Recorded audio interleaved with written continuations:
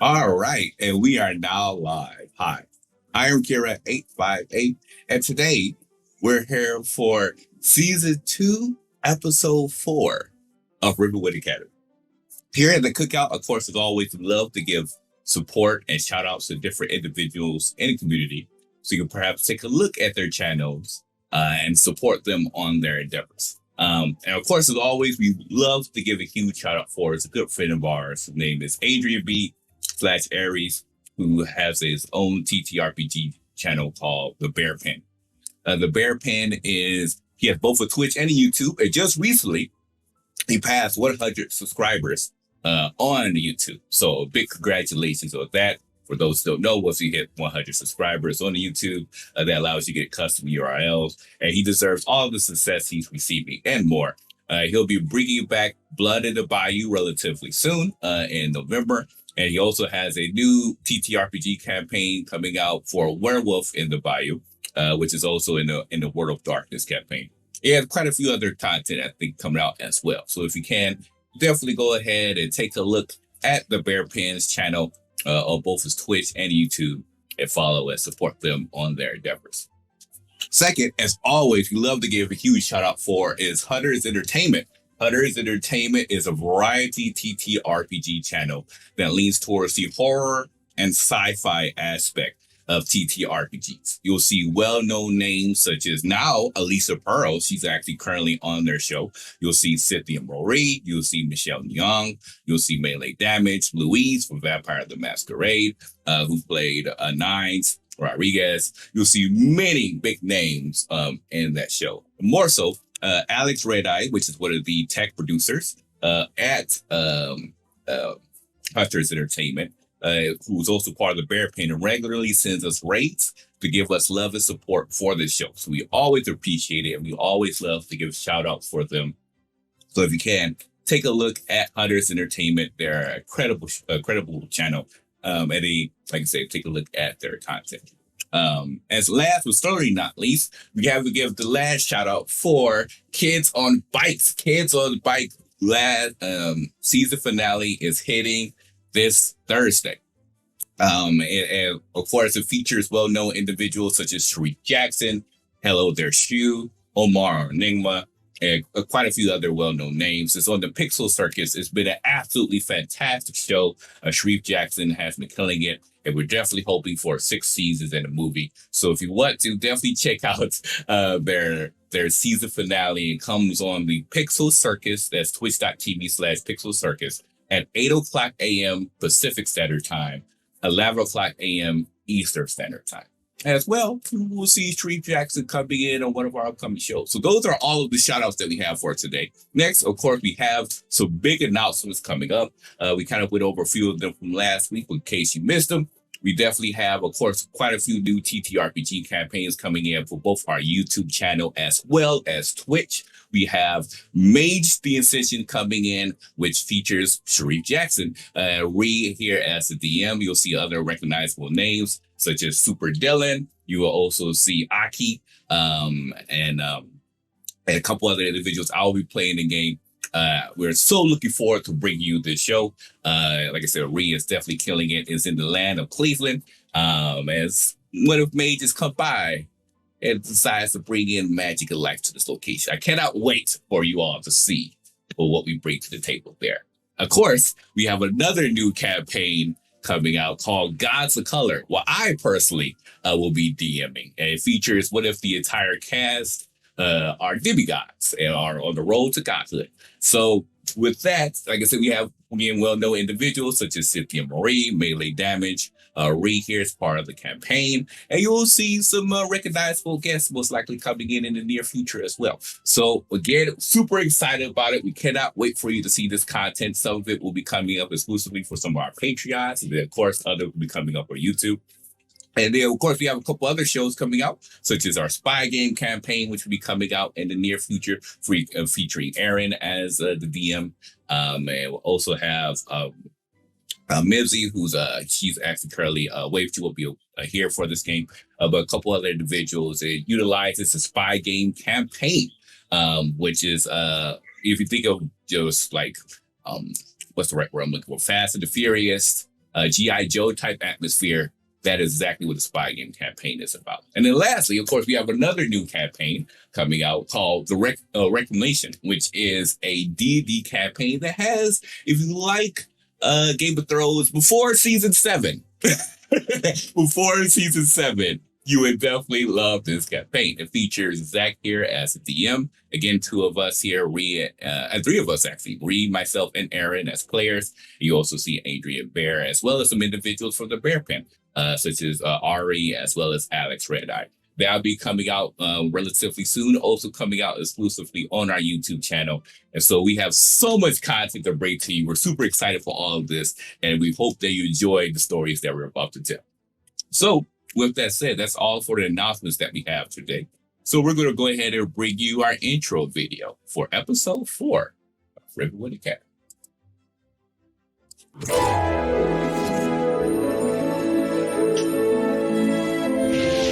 Micah, Ardris, Meaty, Callan,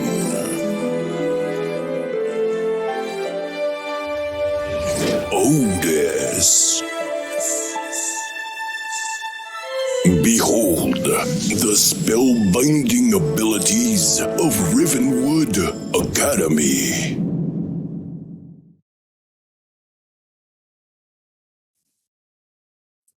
All right, and we are back. So with that said, Aaron, take it away. You know, y'all have had a pretty intense 36 hours going into this. Your school exploded. That was a thing. You ended up in a weird, creepy, corrupted forest. Made a couple of friends of some pathkeepers as you made your way to Twist Junction. And then got several bombshells dropped on you in terms of the nature of reality and what does it mean to be kind of things. Where we left off last time, Kellen had tried to do something that is second nature to him and chrono shifted, which ended up having very interesting side effects due to his proximity with Jorhan, his older time traveling self. When we left off, his body had been temporarily possessed by himself, and then Jorhan had kind of split from him in that room, and we paused right there in that moment of, well, that felt weird. Ardris had a conversation with a book, finally. He's been carting around this book for many, many, many sessions, and in-game a lot of time. And this time decided to pick up a quill and ink and found out who the book belonged to. This is the Diary of Saint Justicia. You also have, or the Book of Saint Justicia, you also have her diary and her Zweihänder. Otis had several fairly emotional conversations. One with Kellen, warning him away from any rubes he might find. And a much longer one with Micah, talking about the fear he felt with the flames and how maybe they just needed to talk to a tree about everything. And so Otis and Micah, who had been working on this drawing about his mother, headed out into the night in search of a wise tree, maybe? And I think we're actually going to start with you guys. So the innkeeper kind of yelled after you like, are y'all sure where you're going? Okay, y'all have a good night then.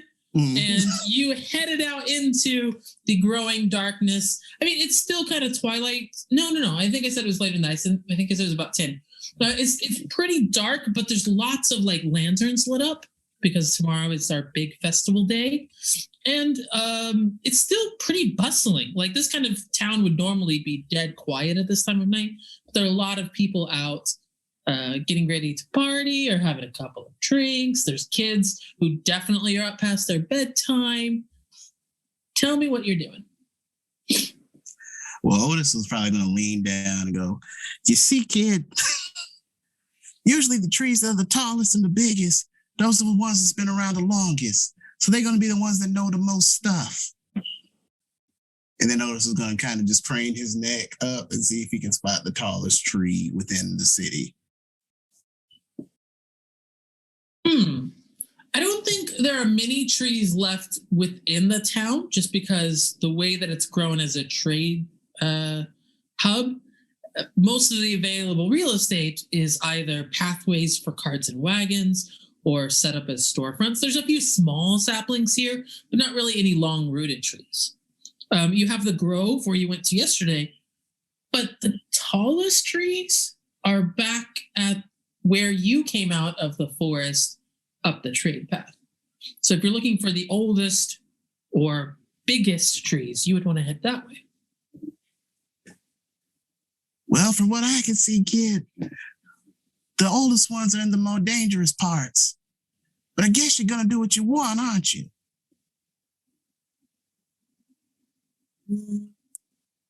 I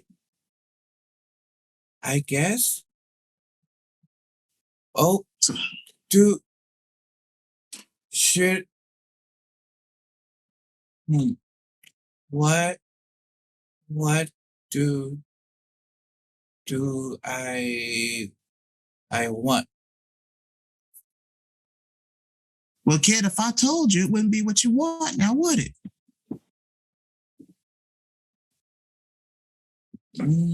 This hard. Yeah, it can be, can't it?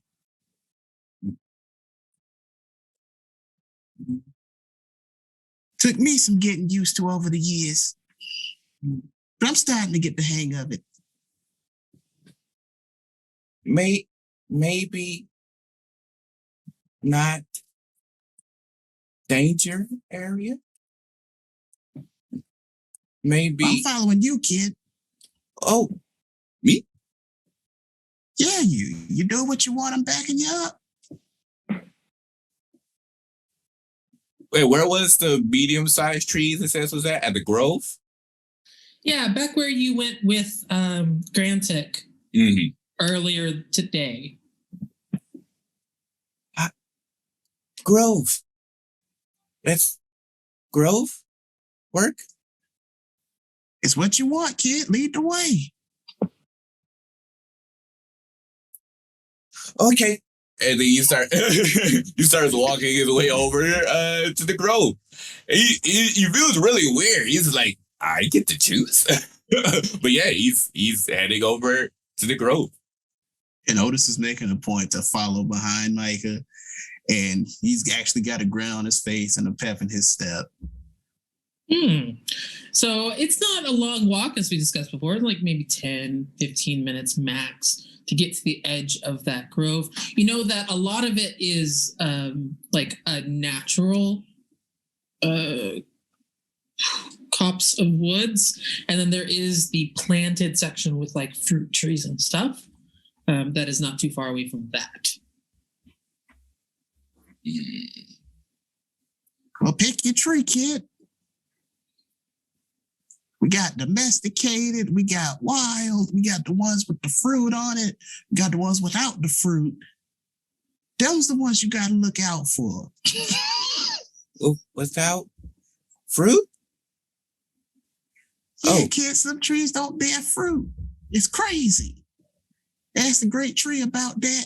He says different trees make different ways. I don't know what he means by that, but all I know is they didn't have no food for me.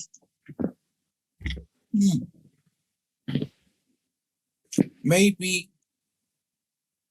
give different fruit? Otis is actually going to pause. I never thought about it that way. That one. And he'll point to one of the wild ones. And Otis will walk over to that very tree, and he is going to cast Speak with Plants. You know, every week I think I've got a pretty decent idea of the voices I'm going to need to pretend I can do. And I knew you were going to talk. I knew you were going to talk to a tree. I should have thought about how do trees make noise. It's a good question. Well, you have my magical tree that's pretty much like a little preteen. Yeah.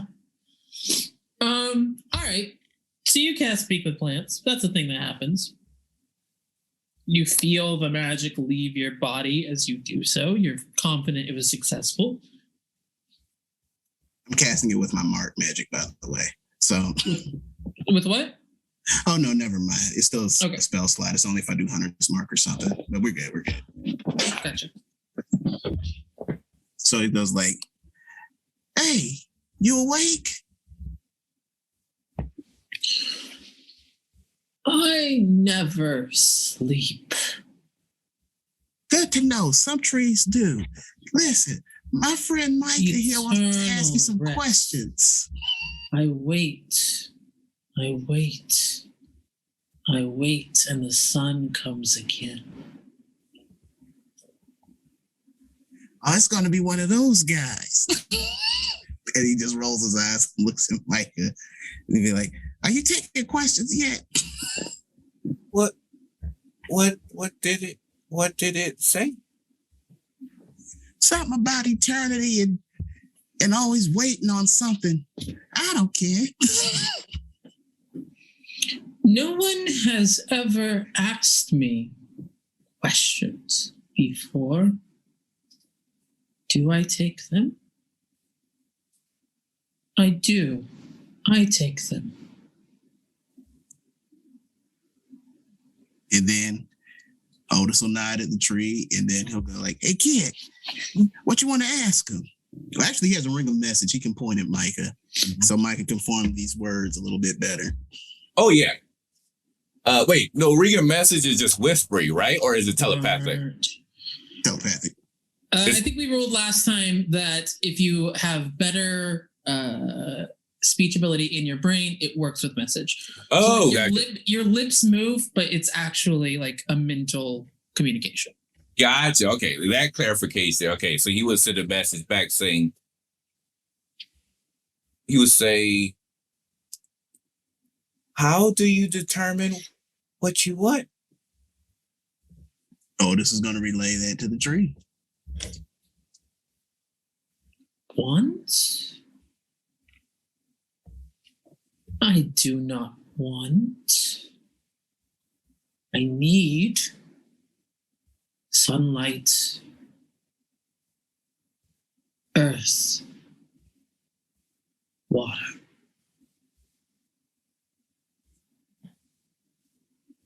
That's the full response?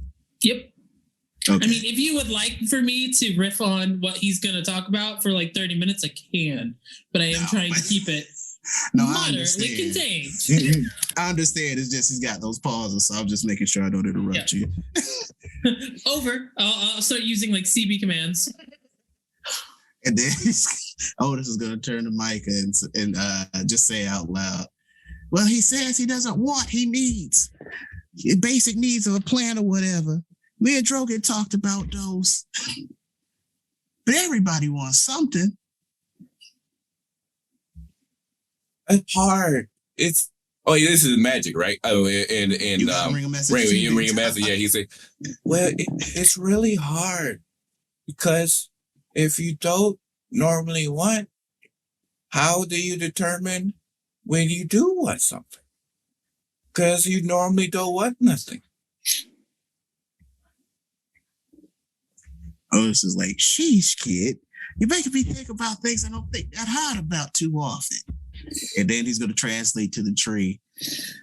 Look, you don't understand what wants are, but you understand what needs are. Something or other. Kid finds it hard. Yesterday, I was attacked. A child.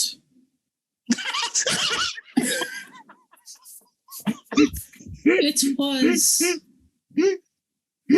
interesting. I was not harmed. The weather was nice. What could I want? And then Otis is going to turn to Micah and go, apparently Grant attacked this tree here. But he's not mad about it, though. And then he said something about the weather. Yeah, I think this is just going to take more time because the trees don't know what they want because they just have needs. And I don't really have needs. And I don't really have wants. So I have to figure out what it's inside, I guess. Otis nods. He'll, Oh, you got more? you look over into the tree and says, oh, well, this would be, he would understand the message, but he'll say, I can't hear you, but thank you. Does the tree understand that, or does Otis need to translate that? I do not believe the tree understands. You can translate it though. I can't thank you for your time or whatever.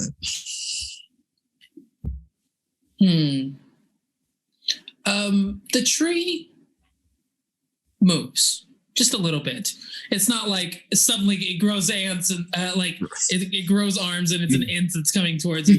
No tree beard hype. I was about to say, hey.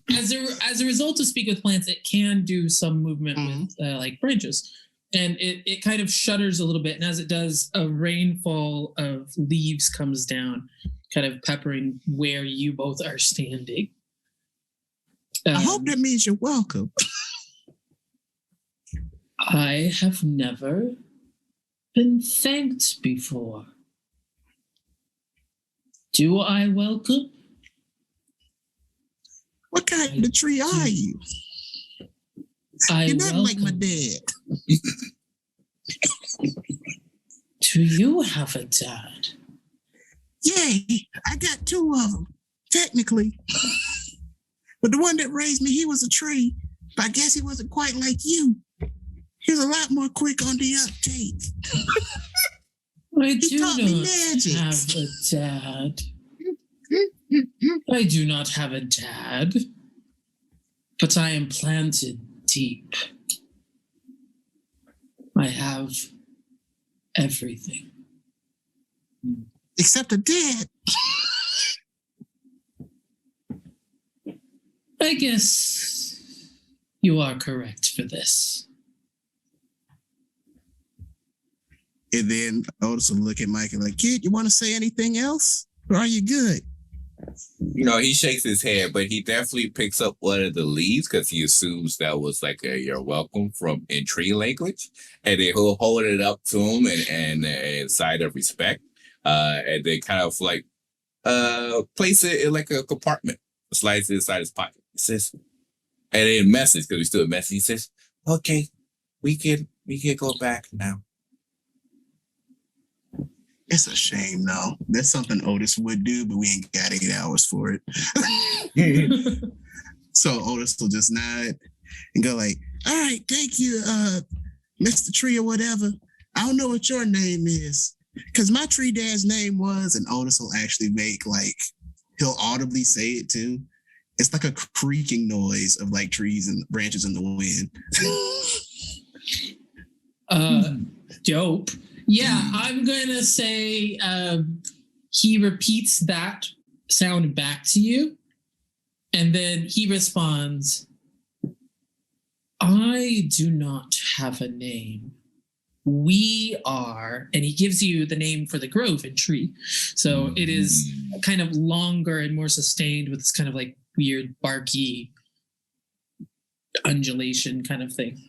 But he gives you the name of the grove and tree. Otis nods. I guess you guys are a group package deal or whatever. Everything is. The tree used to say that, but whatever.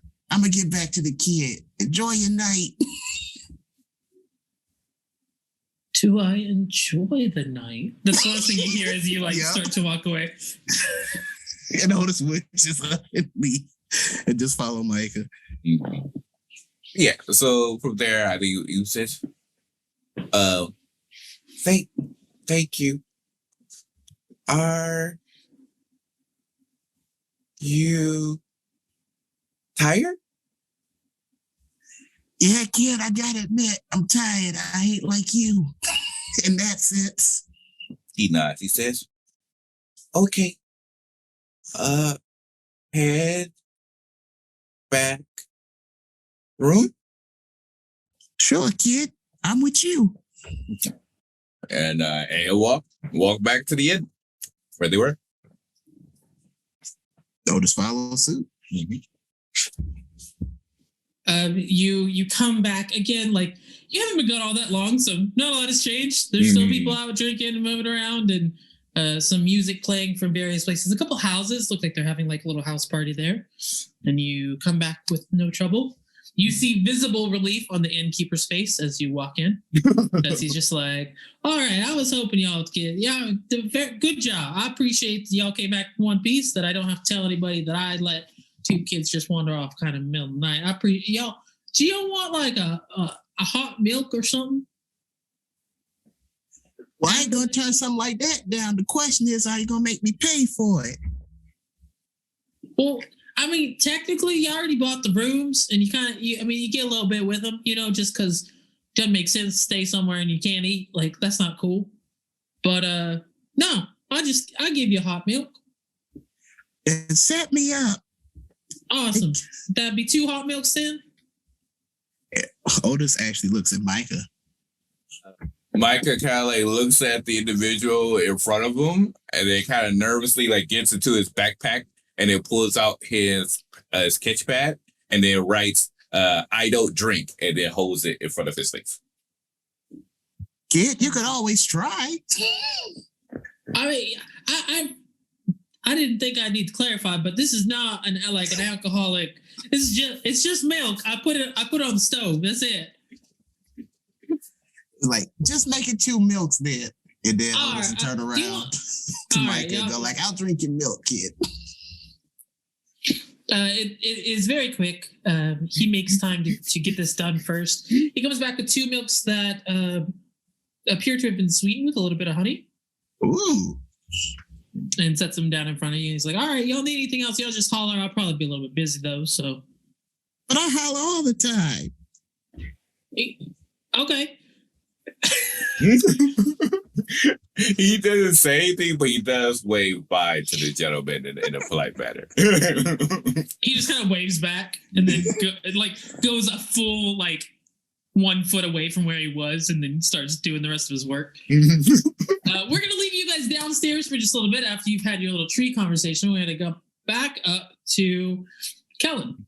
So Kellen, you've got a little 10 minutes to play with before that happens, where Jorhan is just kind of standing there looking at you and looking down at his own hands.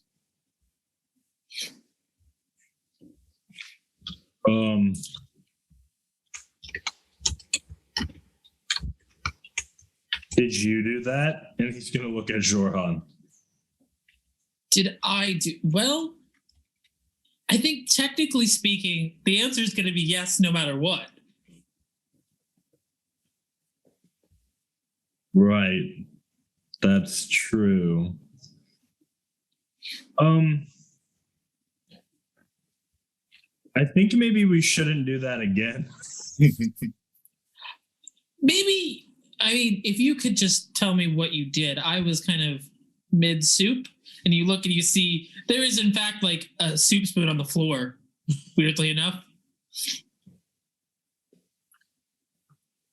Oh.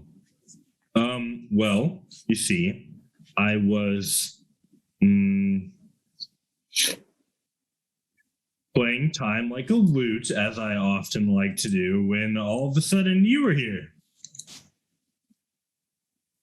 Yeah, all right. I mean, that tracks.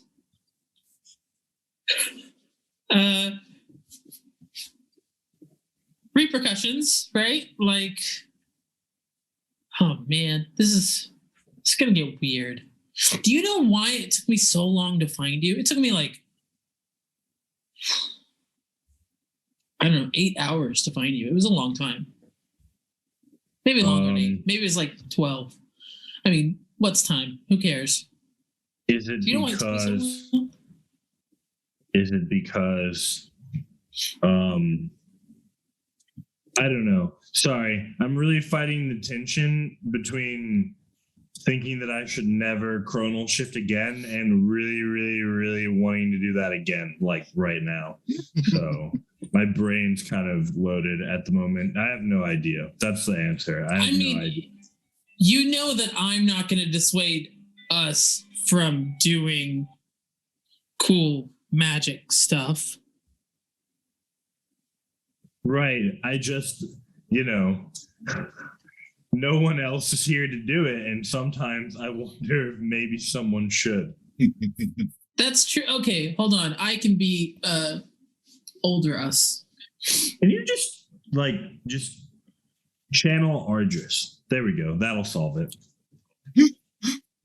And again, it's just that split second. But when you say Ardris's name, you see him wince just a bit.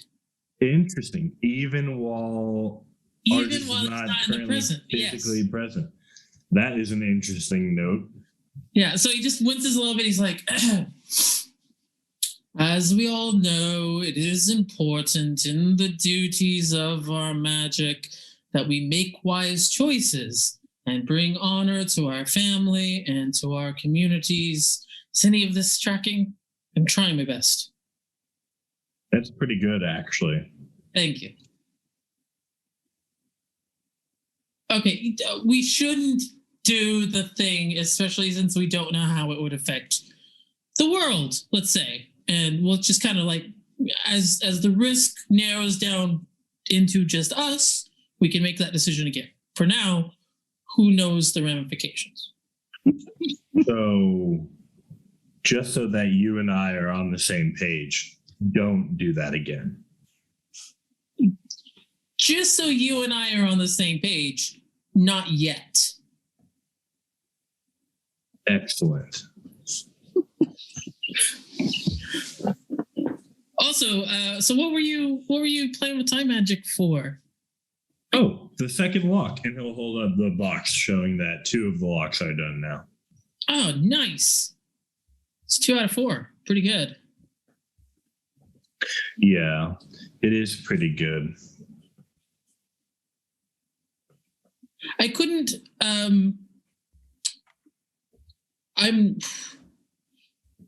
I tried to teleport to where you were and it didn't work badly a couple times. If you can't repeat it, then it didn't really happen, you know what I mean? So I had to try it a few times to make sure it was a thing and not just like a fluke or whatever. Well, what happened? Because I'd almost expect that maybe, like, if you tried to teleport, you'd just end up, right where you were. No, one time I ended up mostly within a mountain. One time I was in the middle of the desert, got into a bit of a scrape with a giant scorpion. That sucked. The closest one I got actually was not too far from here, a little bit further northeast.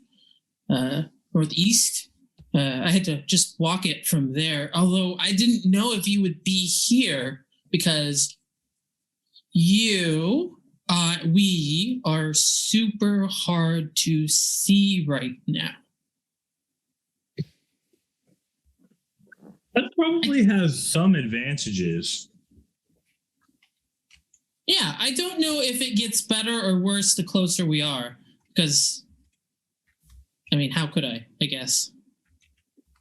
Yeah, I don't know if I were to go to, another plane or something, would you be easier to contact or scry on or teleport to? I don't know. Huh. Hey, random question I actually just thought of. What's up? Are there any, time gods that I should know about?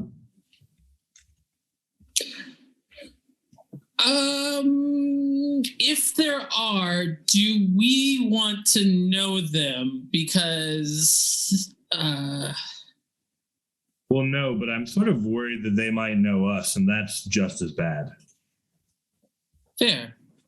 I mean, if I were a time god and then I just kind of watched the fabric of everything be weird for a bit, I'd be interested. Yeah. Not to my knowledge, but I've never really kind of gone in for the religion thing, so. When, like, in your timeline, right? Mhm.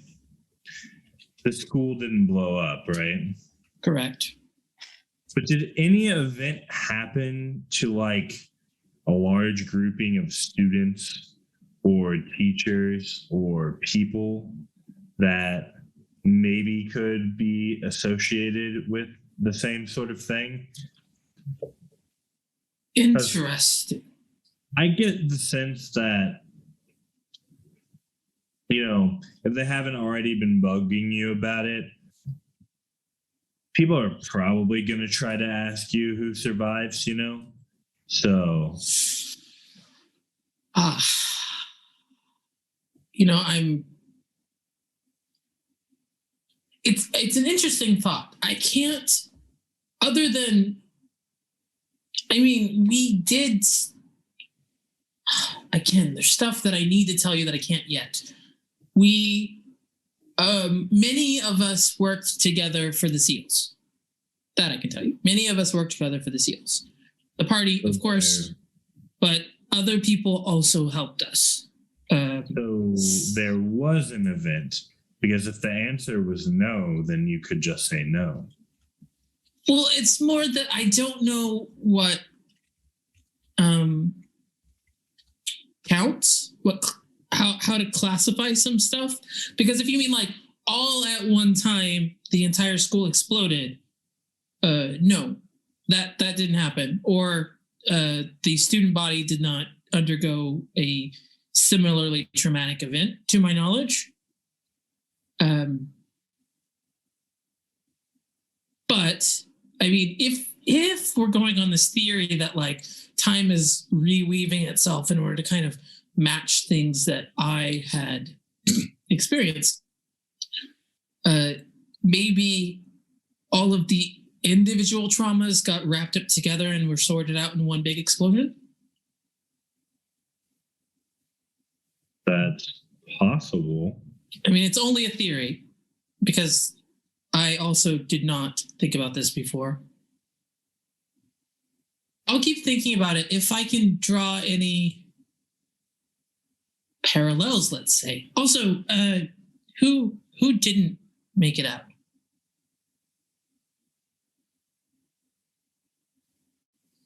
Okay, I'm just gonna ask you what did I see Loom? Loom was with us, right? Lynn was with you. Okay. I'll just ask you the one that I really need to know, and you're probably. I'm gonna ask you the one that I really need to know, and you're gonna say, "I can't tell you that," or "I'm not allowed to say it." Okay. Okay. Did the Chancellor ever, while working on the seals? So you wanted me to tell you I couldn't tell you, or I'm supposed to tell you if I want to tell you? I'd like you to tell me. I'm just expecting that you're going to say you can't. See, you're telling me that Rosani didn't make it out. I'm telling you that I didn't see her.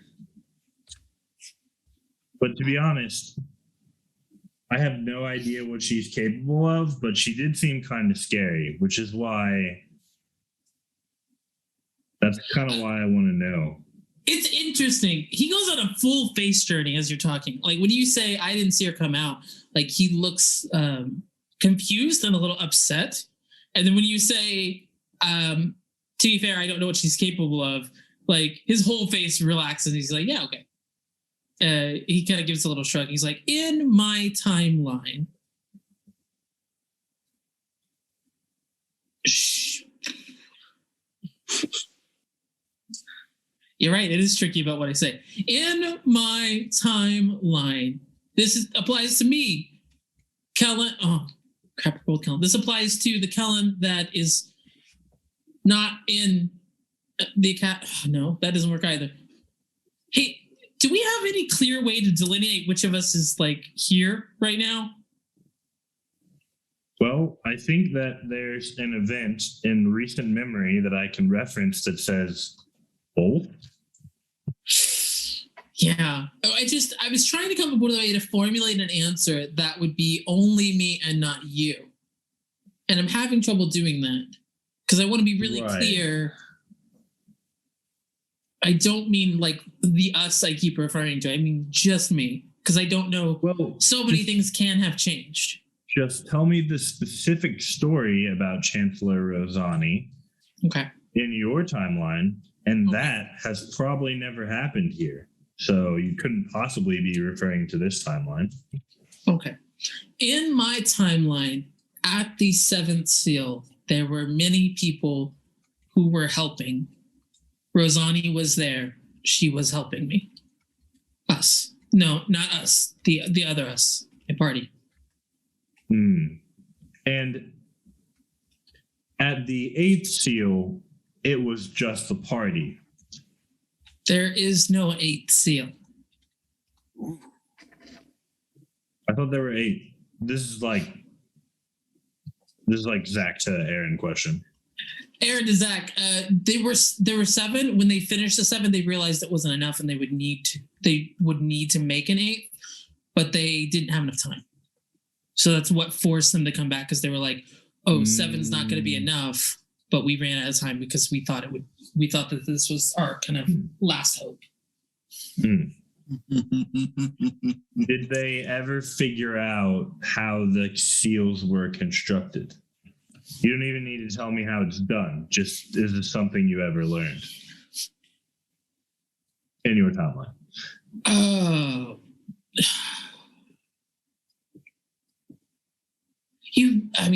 Just no softballs here. No easy questions. Just straight to like, please, did we figure out? Not, the answer is sort of. Mostly no, some yes. It kind of depends on how you count who was there.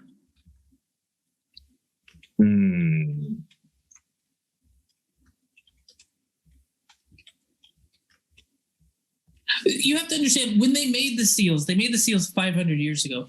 When they made the seals, it was already lost, like magics that the greatest arcane minds of half a millennia ago were putting together anyway. So like, it's not like, oh, you find a blueprint, you do the steps in order, you've got a magic seal. It was geniuses of their age were writing a symphony with like instruments they didn't understand. Because they were geniuses, it worked. And then we've got like very much later trying to figure out, reverse engineer what they did even. Helen, it like smiles even more devilishly than I can possibly manage, knowing that he's about to do the thing where he asks another not easy question and then goes, do you know of any time spells that let you view a historical event? Because I'm not sure how else we're going to reverse engineer whatever they did.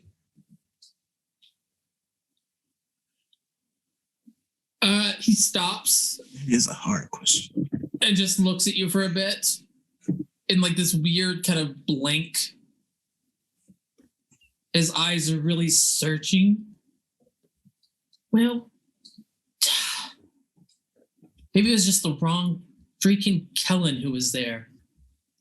I have not considered it. Let me think. I'll try and see what I can come up with. I mean, basically, it's part scribe, part and like he starts to just like mutter to himself about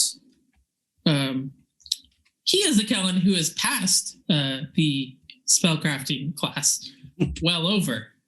He's muttering to himself like, if he doesn't know a spell, he might try and make it. Kind of. He's like basically muttering in runes right now, incomprehensibly, like speaking in runes. Yeah. Exactly. Yeah. So you lose him to this thought. Like he's in your room right now, and then he just kind of starts to drift out because he's thinking about this, and he goes to like get something. He realizes he doesn't have like his pack on him, and he just starts to head out to go get his stuff. Wait, Jorhan. Man, do you want to be Jorhan and I can be Kellen? Because it's so weird to be called Jorhan all the time, just so you know. Sure. And he'll start putting on like no, that's bad because they'll recognize you after you introduce yourself, but it's gonna make a bunch. I take it back. Well, I just meant for this conversation, and then he like slowly replaces stuff in his back. No, this is good because we have a tendency to maybe lose hope a little bit too early sometimes, if you catch my drift.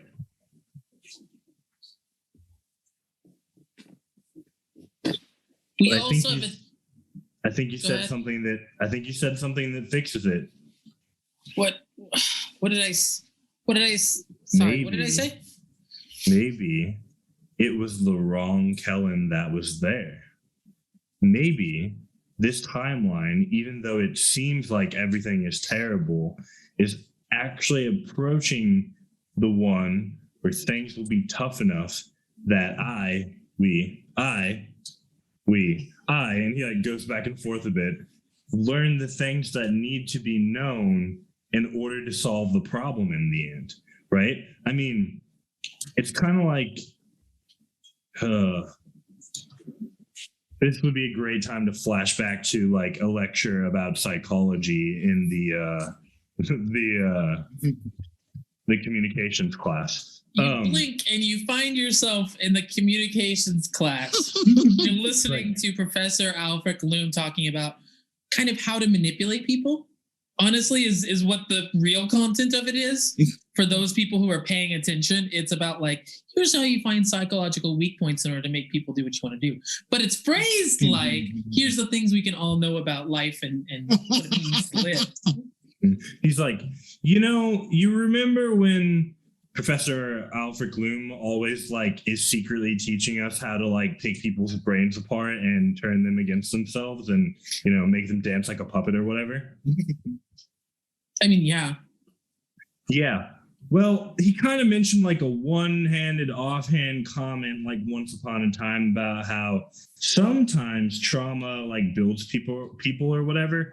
I have to imagine that even though you're me in the future, different traumatic events build people differently, right? And like you said, the school never blew up in your timeline. Yeah. I mean, yeah, again, I don't know because, I mean, genetically, we are identical, I think. I mean, I guess I don't have any proof because I haven't like actually tested that out.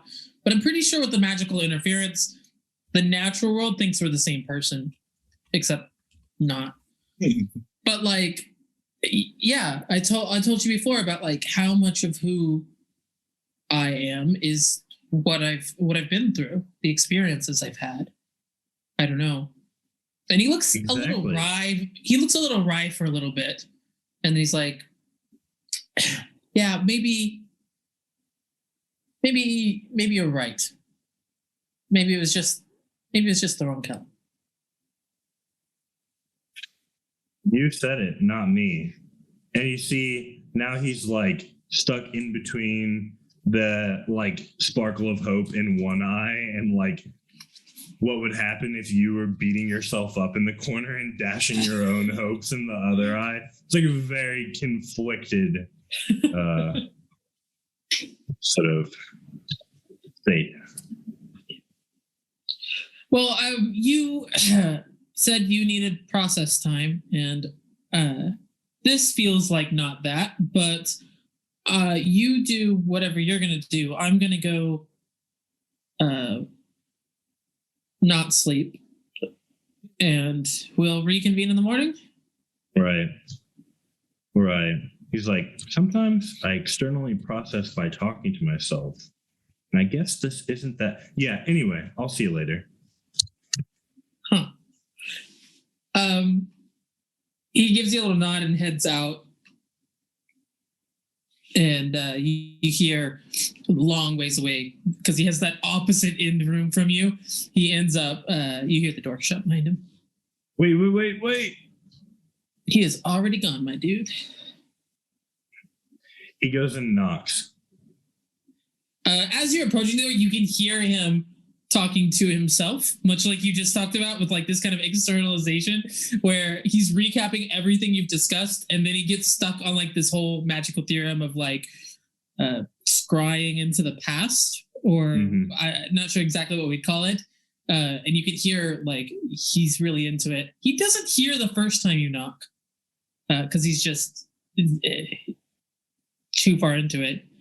But if you're persistent knocking, he's like, yes, yeah. And then he pulls open the door.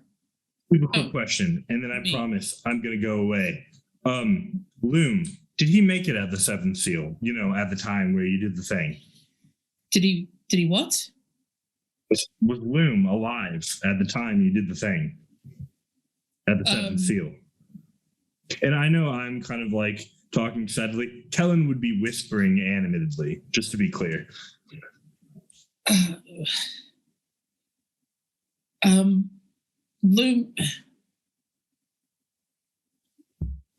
Loom was my greatest friend. And then the door just slowly shuts between you. Kellen goes back into his room, says 2 words. Was. Dang. And then Anime falls backwards onto the bed and just like stares up at the ceiling for a little while. Yeah. Oh man, these are some interesting conversations. Talk to a tree, talk to yourself. Ardris, what are you talking to? Just before I want to verify something really quickly, the book doesn't. There was a time where the book showed different images and like symbols and things. So the book isn't showing those now. Is that correct? So the images that the book has always shown, the inscription has never disappeared, the diagrams have never disappeared. Although the Phobos one is now labeled as Phobos, so maybe that's what you're thinking of. And on the very, very, very, very, very back page, there is this little symbol of an 8 or a, what do you call the eternity symbols? You know what I mean? Infinity symbol. Infinity. There you go. Like an infinity symbol with a longer line cutting through the middle, and then 2 shorter lines on the outside. That's the only symbol I can think of that it was showing you. It did have some other words before, but those are gone now. Okay. But then he is found himself in a spot by himself and is going. He's going to write the book again, actually. Okay. In the book, he's going to put, "Why is there no 8?"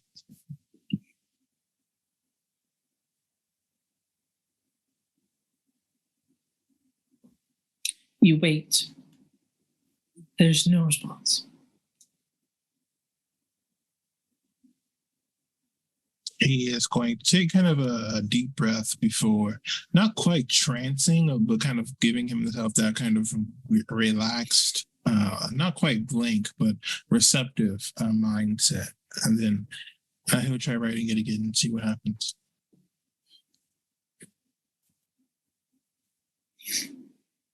You wait. There's no response. You get the opinion because you remember back to like what the writing was like before. You remember that the last thing that was written, it seemed difficult for the writer to write.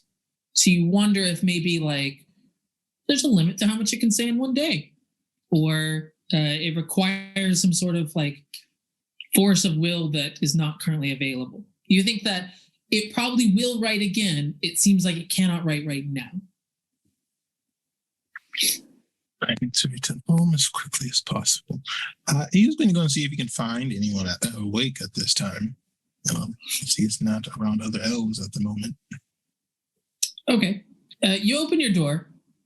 Micah and Otis only left a few minutes before you, and I think if you went downstairs, you would see them now walking in the door, drinking milk down at the bar. There are quite a few people up and around, just kind of drinking, playing some cards, that kind of thing. You do briefly see Kellen knock on Kellen's door and then come back, and like kind of he's shutting the door back into his room as you're walking out.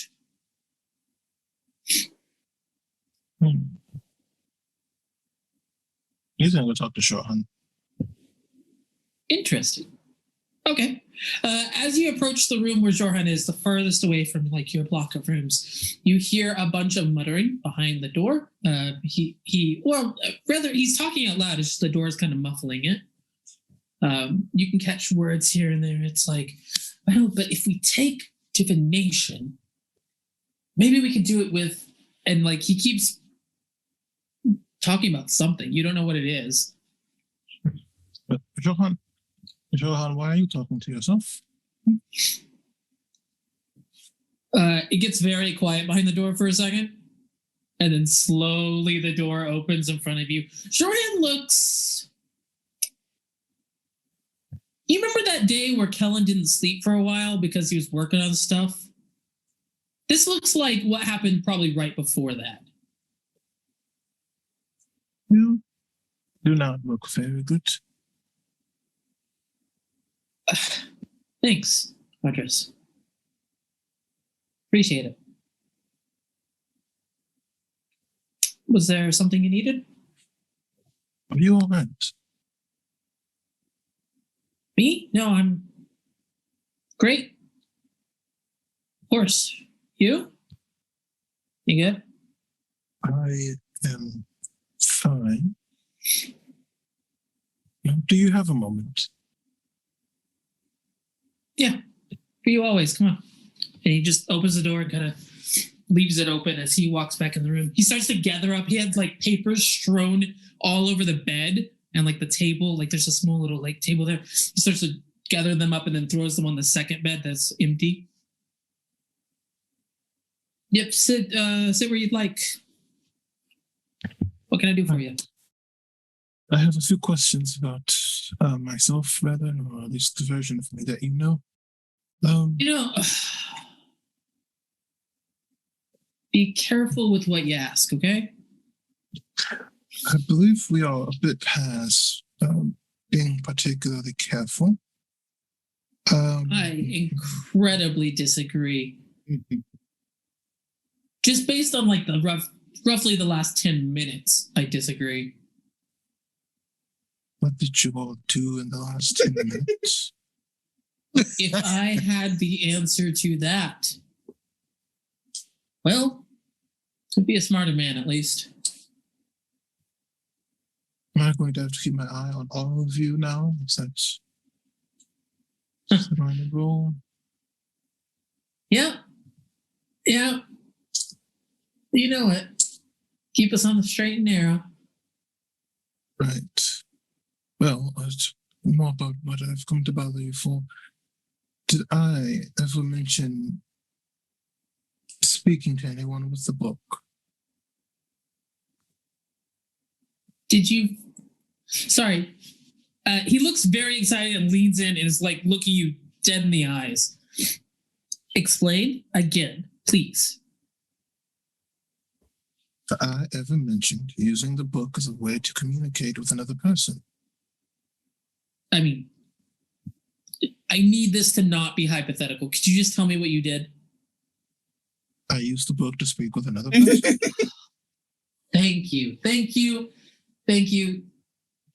Okay, this does make it a lot easier for me because now we can just talk about it. Okay, what did you learn? What did she say? Yes. So it was the saint then, correct? Yeah. To be sure that I am following the same path that I took in your timeline, and doing so without any actual information is very annoying. He pauses at that. He's like, wait, you want to do the same things? Naturally, of course. Okay. If you want to do it the same, I can't tell you anything because you didn't know what you were doing when you did it the first time. Or last time. I'm not really sure how to describe time right now. The other time. Yes, I understand. However, we need to reach the same point much faster than you did in your time, so that way we have time to deal with the lack of whatever it is that your problem ultimately was.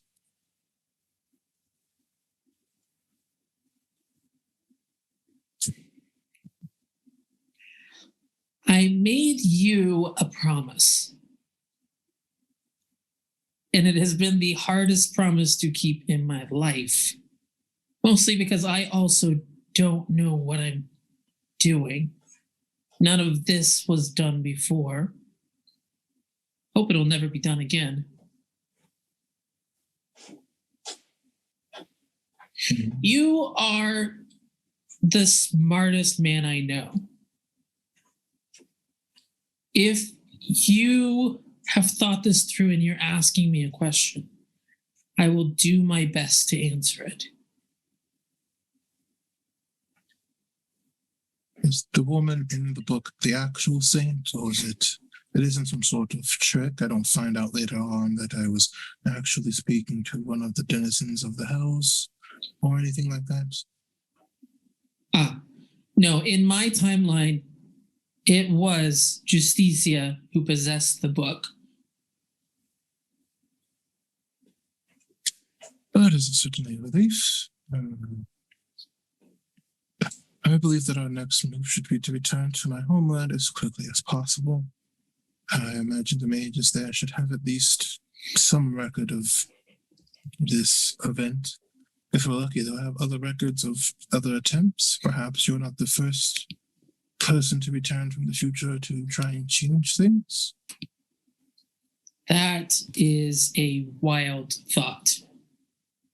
Cool. If you're heading to Therentamiel, you don't want to go through the desert, right? Because no one goes to the desert without a guide, and even then it's pretty dangerous. You could go up a little bit and across Aresia and then down that trade route. Or you could go down through Gorgon, Cadowin, Voltaine. It's about the same amount of distance, maybe a little bit faster on the southern side. It'll take a while to get there, though, unless you've got other means. Let's see. Yes. That is true. But you sound as if you had other ideas. What were they? Well, I mean, if you want to get to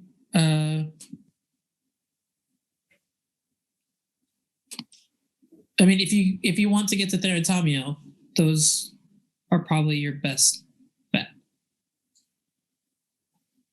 It depends on what your goal is, on how you should accomplish it. Well, I believe our best bet would be to use the library available to us. Fortunately, I don't know much about the book, and it appears the saint can't speak quite freely at the moment, so I need to know as much as I can before that happens, before speaking to her again. The only other person I knew with the knowledge to translate some passages in the book is currently either in my home or is no longer here. Who'd you work on the book on? with the book on. It's interesting because, like I said, we didn't get the book until, we were way out of the academy. We called up some friends, but I'm just curious who your system is. So we were Whichever is working, I and the librarian of the school were working together. Was she not helping you all in your time? The archivist. Absolutely. It's just, it's not a matter of who wasn't there in my timeline. It's a matter of who did you already connect with in yours. The advantage of, talking to Alf about this, the advantage of more years is that you have more things to draw on. Look at the others. They are so. Look at Micah. What is he, like 8? What can he draw? He's got 8 years of experience, several of which he probably can't remember for being a kid. Several of which he probably can't remember for. What is he going to draw on versus, 45 years, 112 years, however many years? Yes, but unfortunately, even with the added time, we are in a bit of a problem. This world is quite a deal more dangerous than they seem to understand. And I do not have the magical power to keep them safe for very long out here. I thought when I came back, I'd have some time. I'd talk to some people, give a little hint here or there, make sure the right items got in the right hands. And then 20 years from now, you'd be more prepared. You'd have more knowledge. I think all I did was make it worse. It's here now instead of 20 years from now, and you're the academy, one of, man, I really liked that place, There's some good people there. And it apparently exploded, and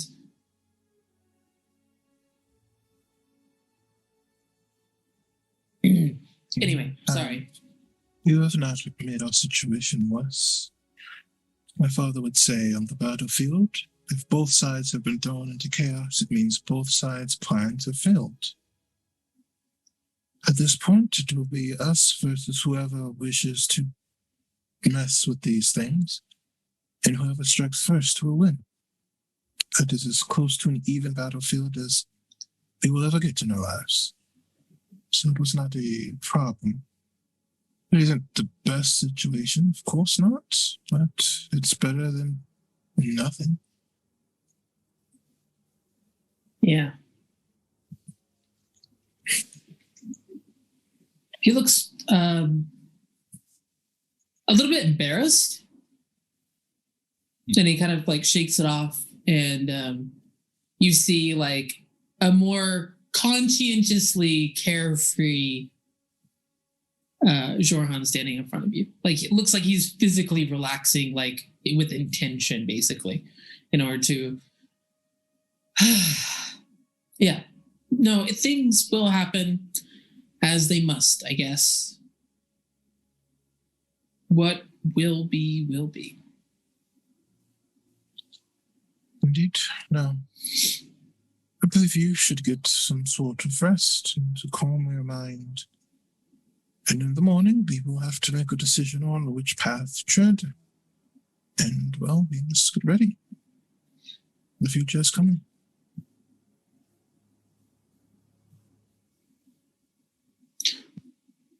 Yeah, when you make the dig about you should get some rest, you see for just a second he's like, oh, that's rich, and then he stops himself and he's like, okay, you're right. The morning will be important. or whatever. It's a must. I have a feeling that our work isn't going to be getting any easier. Did you leave?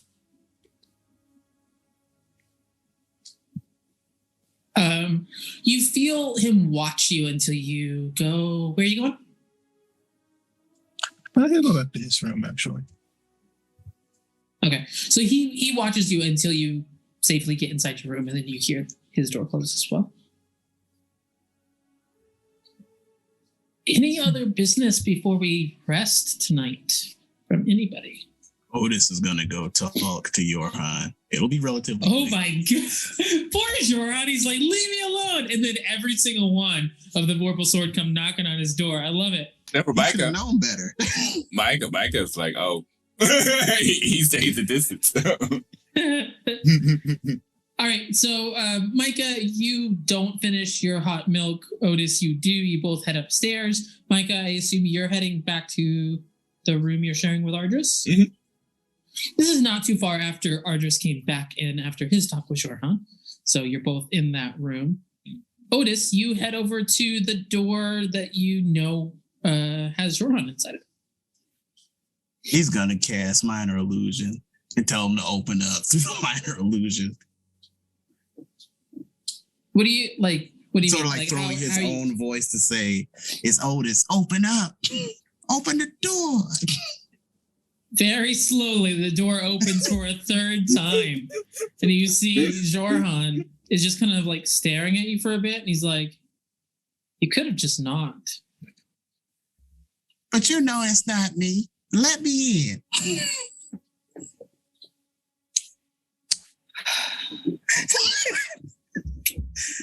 Please, come in, Otis. And Otis He just shuts walks the door in behind you. and he goes, You see again, like, one bed, clean, ready for bed. One bed covered in papers that looks like they were kind of quickly moved over there. And he kind of just gestures towards the clean bed. It's like, have a seat. Otis sits. And he goes, all right, future, you're hot or whatever. Listen. Yeah, you know, I did not have to teach you this in my timeline. It's Jorhan. It's got a j sound. That's what I said. You're hot. All right, continue. But Otis goes, all right, listen. There's something that you and Kellen seem to have in common. And that's a big thirst for trying to know stuff that y'all don't need to know. I mean, to be fair, we have almost everything in common by virtue of being the same person. Whatever. Smaller words. Yes, we do. Continue. I can help you with that. I propose a deal with you. You want to know things? Well, kinda. I want tutoring. You want tutoring? For what? Spell casting. You being from the future, you done already taken classes that we haven't taken yet. That is true. What are you? I mean, I'm not a druid. I'll be honest, the way I do magic and like your whole situation seem to be mutually incompatible. I mean, don't seem to work together. Oh, is this Kellen admitting that he can't figure something out for once?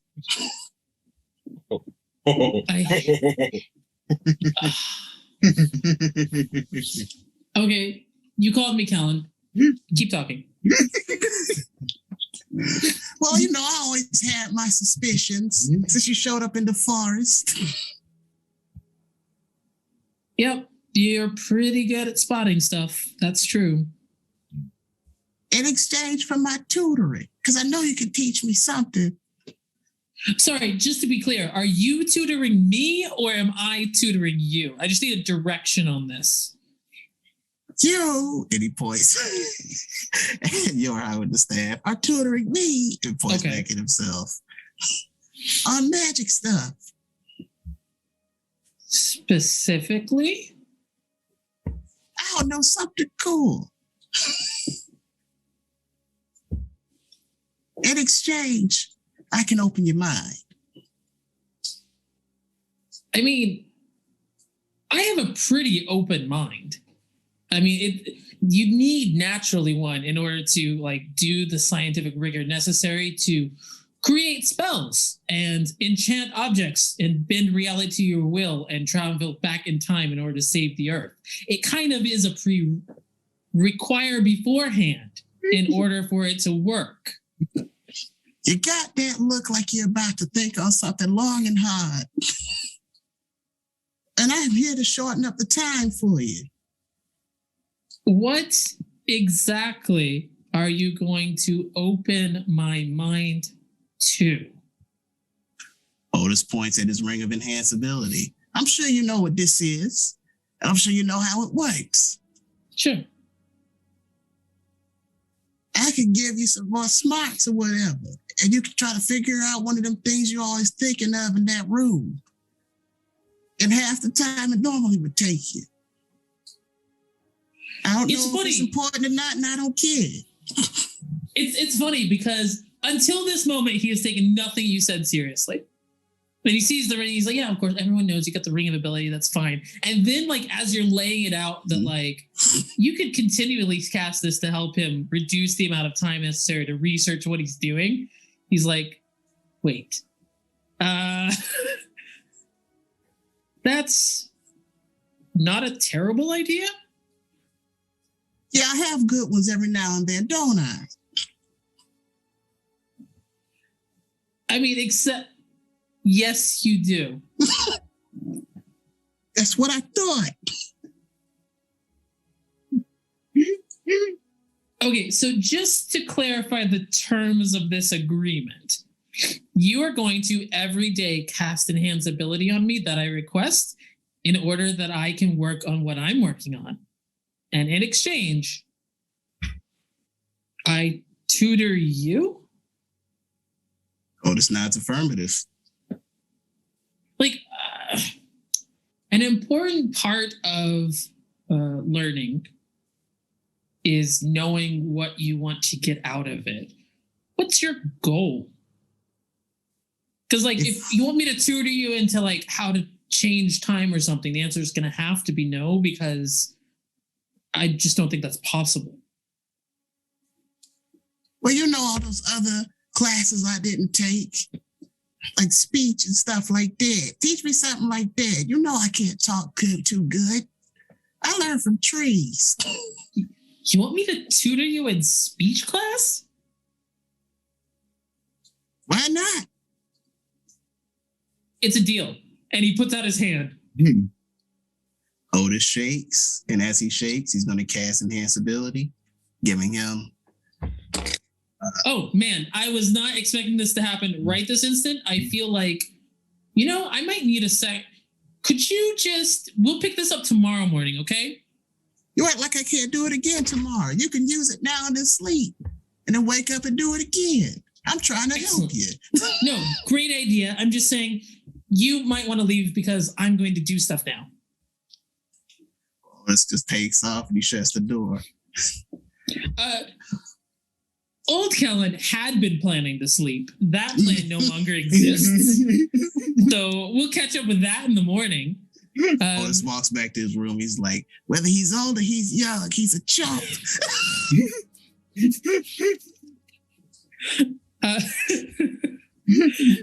That was such an interesting, yeah, okay. So I had the Birdman hands for a reason at the beginning.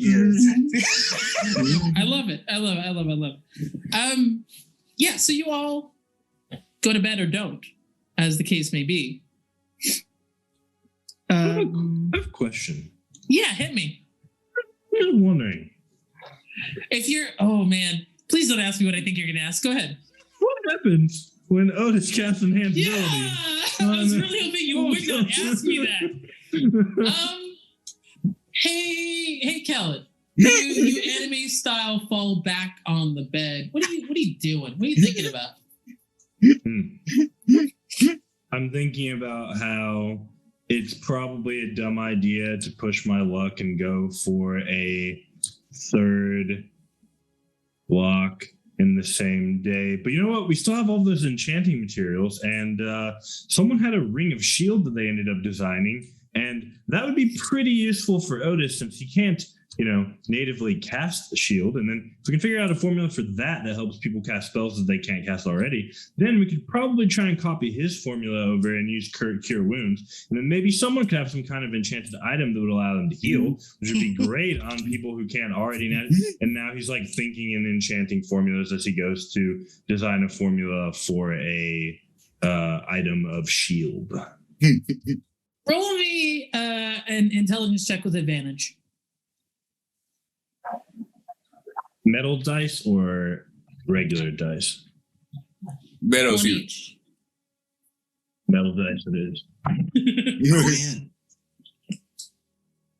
You said intelligence check? Yep. 19. Nice. Just 1 second to double check.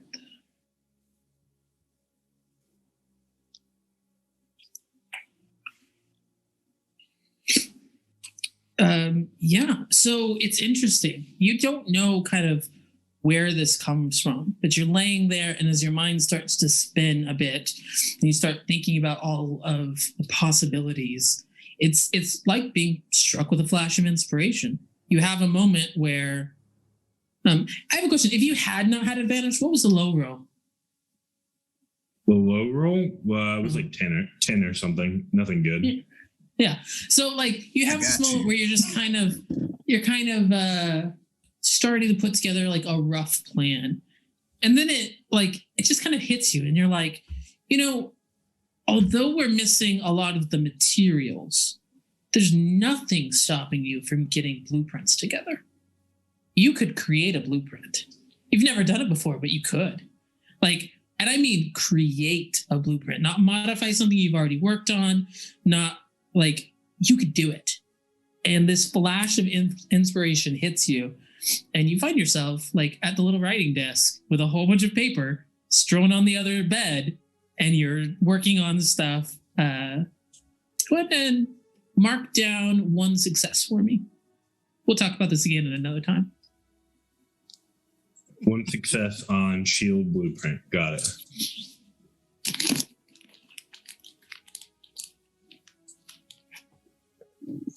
Anyone else want to go talk to Jorhan and or break time? Anybody? Yep. Speak now or it's dawn. Otis going to sleep. He accomplished what he wanted to accomplish. Otis is the only person sleeping, which is pretty interesting. Kellen, not sleeping currently. You will sleep and get your long rest here in a little bit. You're just going to be up a little bit later. Jorhan, not sleeping, probably at all. Micah, not sleeping, as is normal. You do need to do your power down time, so you kind of get in your comfortable spot. Ardris, it's very interesting to watch as Micah just goes impossibly still for a bit. Every once in a while turning a page. But other than that, unmoving, unbreathing. Ardris, you go into trance.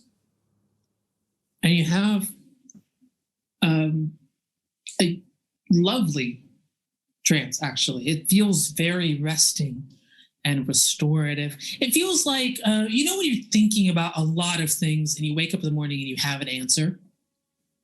It's kind of like that. You can feel like your brain is processing all of this stuff and starting to put things into place. And round about, let's see, it would have been about 11. So about 3 in the morning is when your trance ends. And as your eyes open, you see something very interesting. The book is on the bed beside you. Or I'll ask you, where are you keeping the book? If there is how hotels have tables and stuff, if there's one of those, they put it there. Yeah, there's definitely an end table. So there's a little end table with the book on it. And then the Zweihander that you are currently carrying is leaned up kind of against the wall. And as you open your eyes, you see this silhouette, a spectral kind of figure, tall, very muscular, half-orc woman who has one hand on the book and the other hand is touching the pommel of the sword. And she's looking out of the window towards the town, where you see all these banners that have a crown in the middle with 7 stars around it in blue and like this coppery gold color. And there's streamers and banners, party flags, that kind of thing. And she's just looking out, watching it.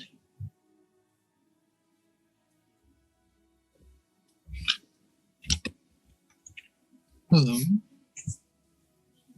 Slowly, her head turns to look at you.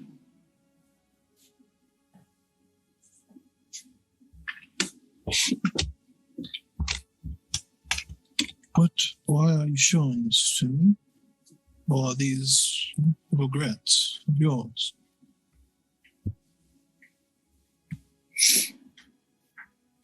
You hear in your mind, her lips don't move. There's no audible sound, but you hear it in your mind. You hear, and you can tell the book is translating for her. You can tell that she's not speaking your common, but somehow you're understanding it still. It says, regrets? What would I regret? I gave my life to save the world and it worked. It appears it is in trouble once again.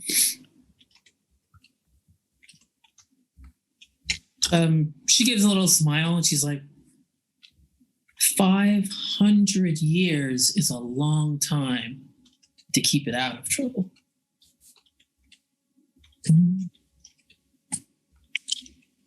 I suppose that is true.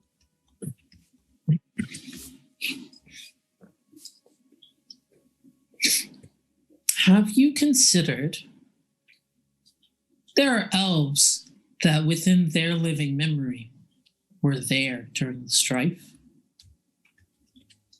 Maybe you should ask one of them.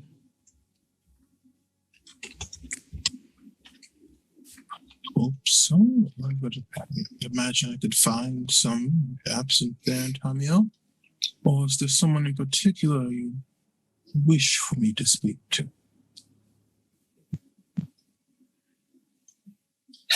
I think maybe you should talk to your father. And then you watch as the form begins to shift a little bit.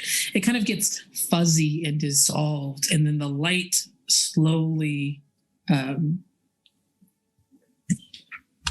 it slowly like kind of concentrates into where her hand was on the book and then goes into the book.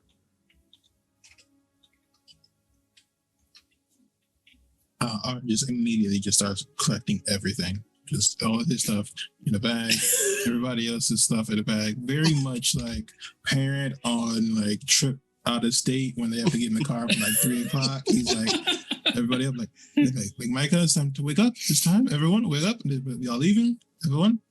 Micah would just look at you as you started to stand up. He was just like, yeah, Micah, it's interesting. You didn't see any of that. oh, what I see. You saw Ardris's eyes open and you heard Ardris's half of the conversation, and that is all that you got. Oh. All right. In that case, Michael will look towards you and says, who talking to? Very important person. I will explain everything when we are on the road. Collect all of your things, please. Others sleep. They do have to sleep, don't they?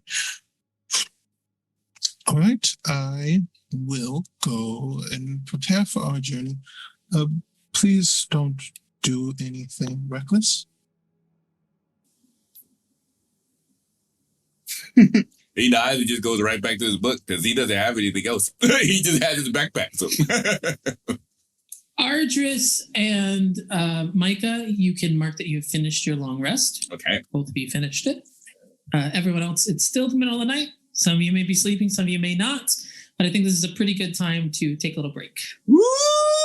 Some juicy goodness. All right. Well, thank you all so much for coming by and watching our Season 2, Episode 4. If you like what you see here, we like to talk about the campaign. We always would love to see you join our Discord, which the link can be found in chat below. It looks like we lost one. Join us in our Discord. We have a spoiler as well as a non-spoiler section. We'll be back within 10 to 15 minutes for the second half of Rivenwood Academy. Farewell for now.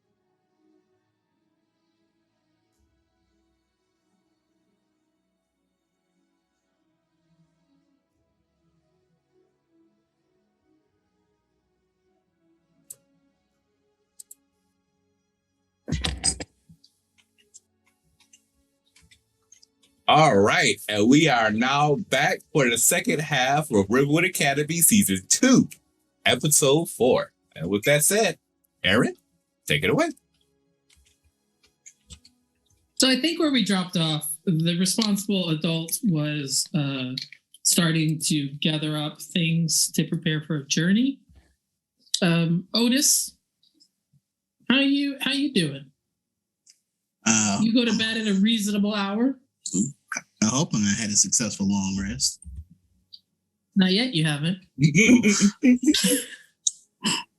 Do me a favor and roll me a charisma saving throw.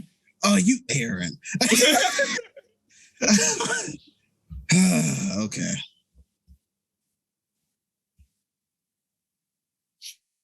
Oh, boy. Let's see here.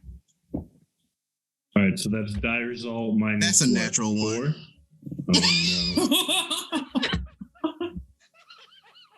Oh no.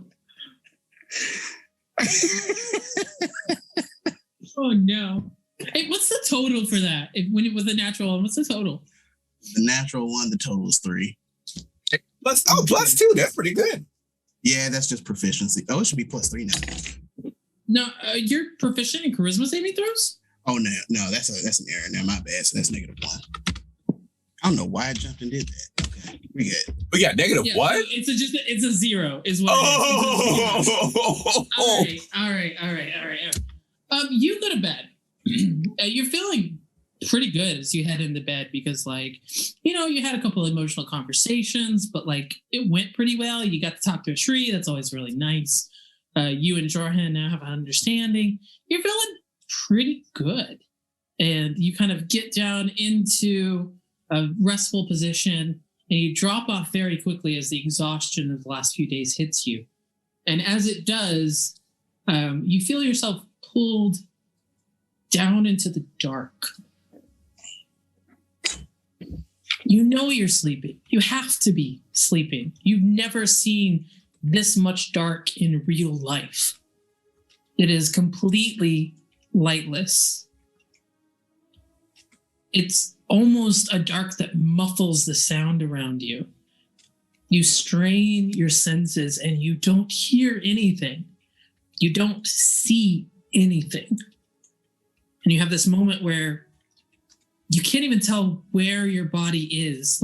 You have that perception in your mind of kind of the orientation of your body. You lose that kind of waypoint and you are drifting unanchored in endless dark. How are you feeling with a 0 on your charisma saving throw? How are you feeling? He's probably going nuts. You feel yourself panic and you start to try and scream to try and like at least make some noise, give you something to work with.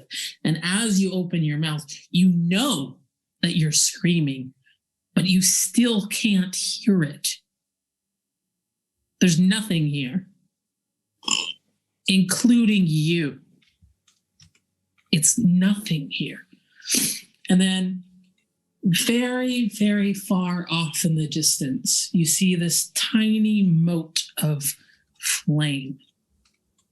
And it grows brighter and brighter. And you realize it's not that this flame is brighter, but it is bigger, enormous. The space that you're in that was all darkness is now all flame. And you can feel as it passes through where your body should be. How does this work? You can't get your mind to wrap around the fact that like you are somehow inside of this flame. Even though you can't feel it. You can't hear it. It's everywhere. It's everything.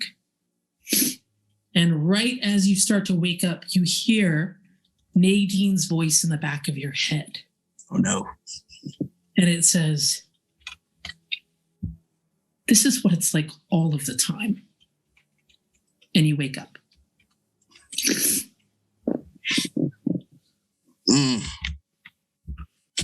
You did, however, successfully get your long rest. Congratulations. For some miracle, thank you. You're welcome. You're welcome. Kellen, did you go to sleep like a good little kid? Eventually.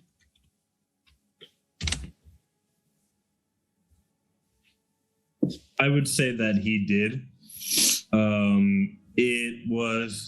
He's probably like sleeping in longer than Argus would want by like an hour or two because he didn't go to sleep on like at a proper time, but he went to bed.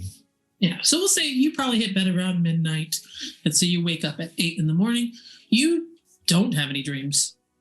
You got nothing. You worked yourself into a bit of an exhaustion as you were trying to piece this blueprint together, drawing on your knowledge of what the other blueprints looked like. And then you blink, and it's morning. Can I click the button? You've had your long rest. Congratulations. You Nice. can click the button. As you exit your room, you kind of get your stuff together. You can hear the other people are moving, and you see the door at the end of the hall open, and a very haggard, very tired-looking Joran also exits the room. He looks completely dead on his feet. His hair is kind of sticking up in weird ways right now because you can tell he's just run his fingers through it many times. There's like little flecks of like concealer on parts of his clothes. As you can tell, like he very hurriedly like touched up his look to be Jorhan today instead of Kellen. And as he comes in, he just kind of looks at you and gives like a little wave, and it's like,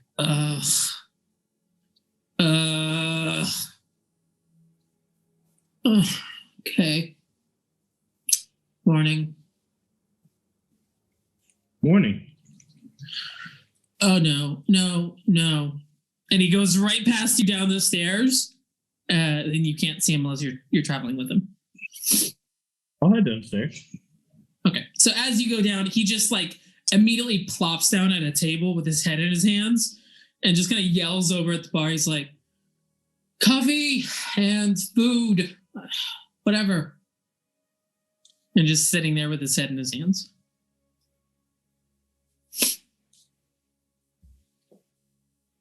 The rest of you can come down as you wish.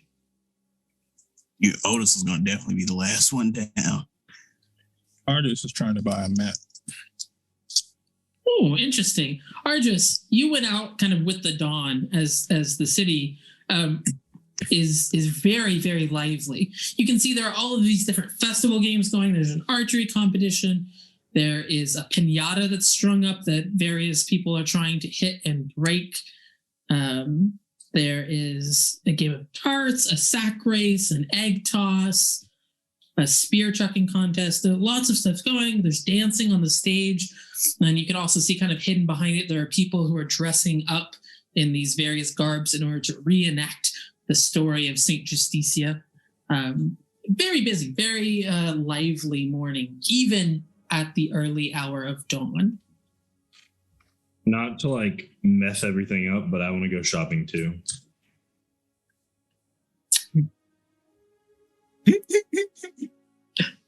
Well, I mean, 3 of us are time magicians, and I'm including the DM. We got to figure out some time magic here. Are you going together or are you going separate? I imagine he wakes up earlier than me, so he'd probably go earlier than me, yeah? That depends on Argus. Do you want to hang out for your party or do you want to head off on your own? Yeah, he would immediately leave for a map. Like as soon as he woke up, like 3 o'clock in the morning, he's looking for a map. Cool. So we'll resolve Argus first then. So Argus, you're wandering around. Where do you go?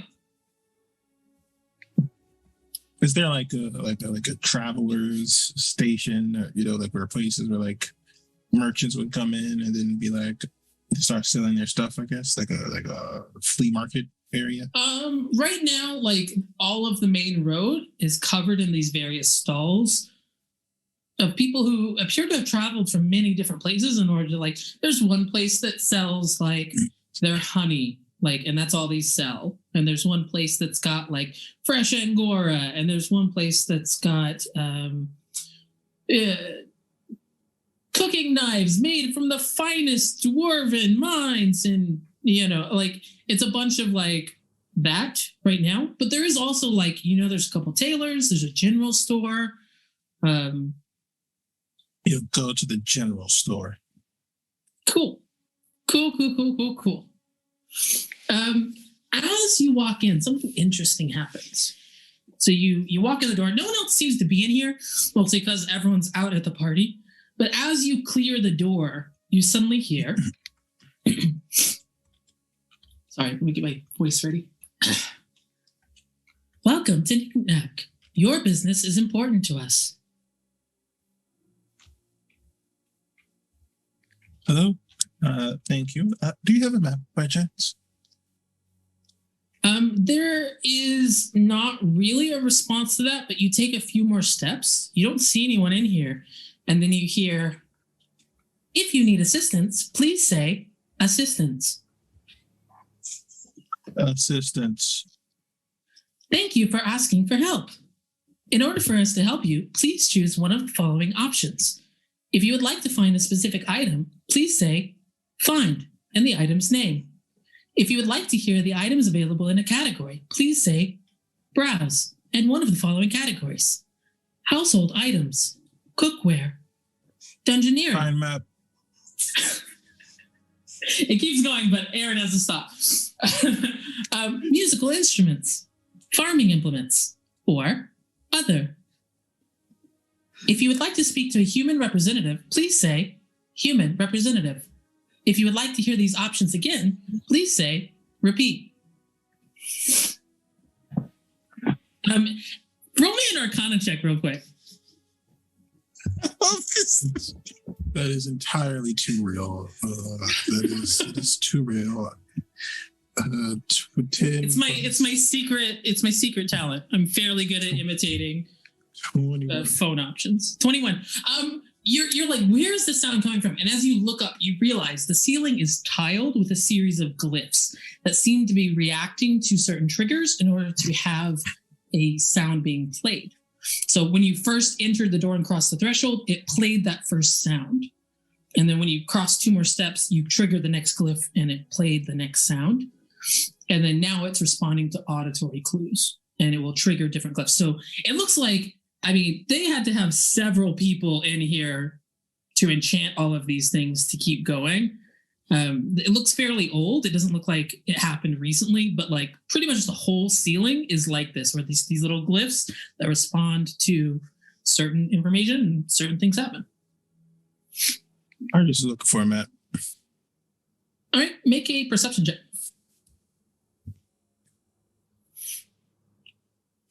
23. Ooh. You look around and you do, in fact, find a couple of different maps. There's a map of this specific area. It looks like it covers like a 10-mile area. There's a map of Dolindern above. There is a really, Dolindorn. There's a really rough sketch map of the continent. It looks like someone was making a copy, but they're doing it manually. And so it's not like accurate in terms of scale, but it does give you like the highlights of where all these countries are and capital cities. You're gonna take all 3 maps. Okay. All right. You take all 3 maps and you head over to there's like a little counter sort of near the door. Or is there something else you're looking for? No, you're just after the map. Hello? I would like to pay for these. Thank you. Welcome to Knickknack. Your business is important to us.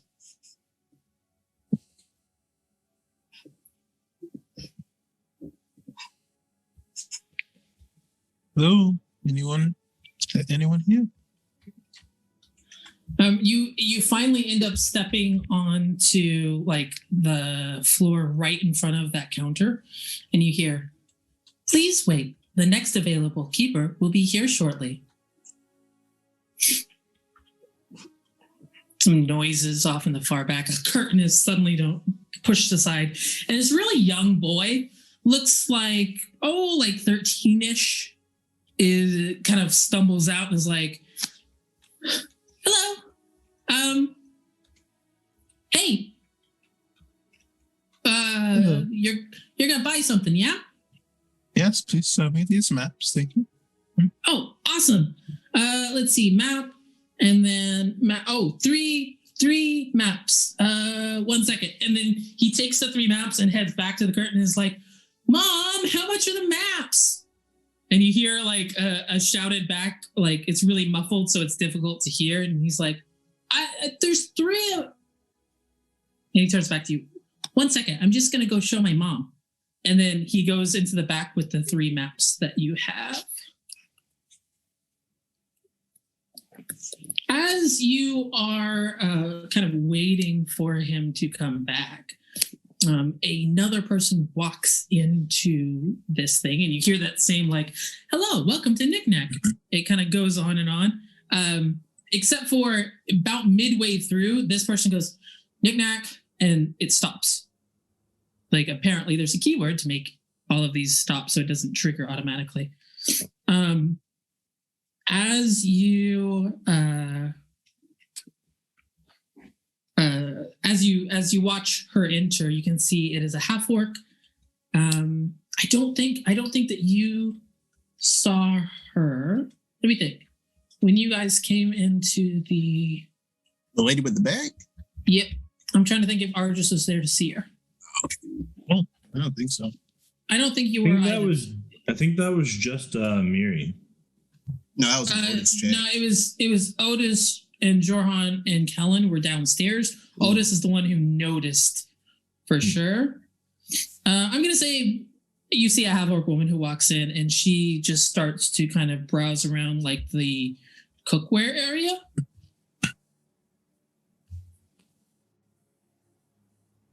And then she comes up with several plates and sets of utensils, and kind of has them just on bundled up in her arms. Hello. Hello. Oh. Hello. Oh my God. I don't know. I've never seen an elf like you before. You've never seen an elf before. Well, I mean, not one like you, obviously. I'm sorry, what do you mean, me exactly? I don't know, you. Anyway. I mean, okay, so how there's these traveling troops? I've seen a couple bards come through, but I've never seen. What even are you? No, wait, hold on. That came out a little bit weird. Let me try again. What brings you through this town, fair traveler? Or whatever. Well, currently I'm trying to buy a map. Oh, cool. I'm buying plates, mostly because there's a lot of food out there. You're not from around here, right? No, perhaps not. Cool. This is awkward. Indeed. Very, very much so. All right, great. It's not just me. Wonderful. I think I'm just gonna patiently wait to buy my stuff.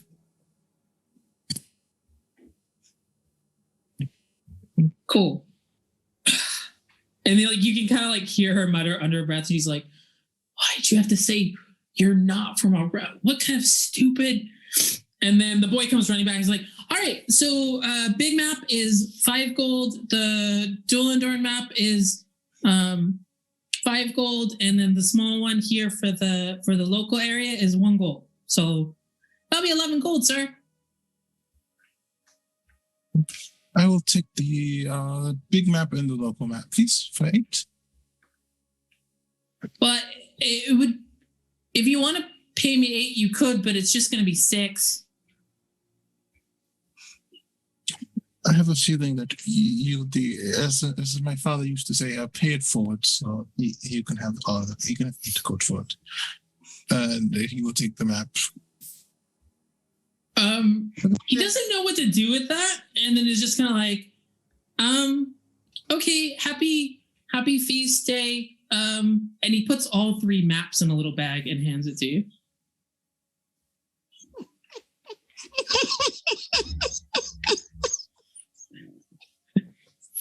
He doesn't say. He's just gonna leave. Just gonna leave. All right, bye. And as you're leaving, you hear, "Thank you for shopping at Knick-Knack." And the lady behind him is like, "Oh my God, that guy. I didn't even know what to say or anything. I'm just getting these buttons. It's all good." And continues on her transaction. You arrive back at the inn if you're going back to the inn before anyone comes down. You got time he to will kill. go back. He is definitely going back to the just enough interacting with non-nobles for today, fun. Does everyone have water? Like water, whatever it be, water pouches, water things, water Skins. Water skin. That's what I'm looking for. And we don't have water skins, dog. Well, he's gonna go fill up his water skin. I see how it is. You successfully do so.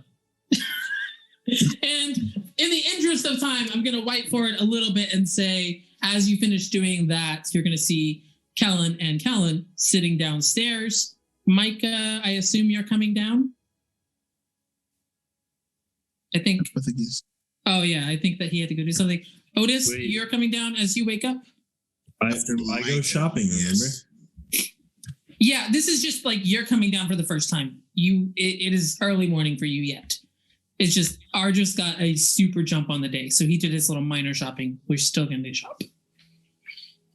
All right, so barring anyone telling me otherwise, the party's going to reassemble downstairs for breakfast. Cool. Hello, everyone. Good morning. Good morning. I've bought a map and apparently other maps. We should definitely be leaving as soon as possible. Now, are you all ready? Yeah. Give me 5 minutes. I'll be right back. And then Callum leaves to go shopping. Wait. Can someone go with him? I don't like the idea of any of you going around by yourself, especially me. Fine, I'll go with him or whatever. All right. And then you see Jarhan just kind of goes back to brooding over his coffee. There was this moment of panicked interest in what was going on, and now he's completely back down to getting that good coffee juice. So Otis and Kellen, you head out to. I'm looking for 3 things. 1, a water skin, ironically. Okay. 2, some trail rations, like some special bread, maybe starts with an L, rhymes with Dimbos Yeah. kind of bread. And and a lightweight fancy quill pen, because my quill pen starts to get heavy when I'm busy writing for 6 hours in a row. All right. You look around the town, you see all of these different stalls set up. You think maybe you could find some stuff there. Yeah, that's where he'll be looking. Okay. Make a perception check. All right. You know this help? Yeah, absolutely. If Kellen tells you what he's looking for, then you can help him find it. Well, you got advantage on that. He goes, pins, water skin, and he goes, pins, water skin, trail rations. We gotta hurry. Ardris had that look.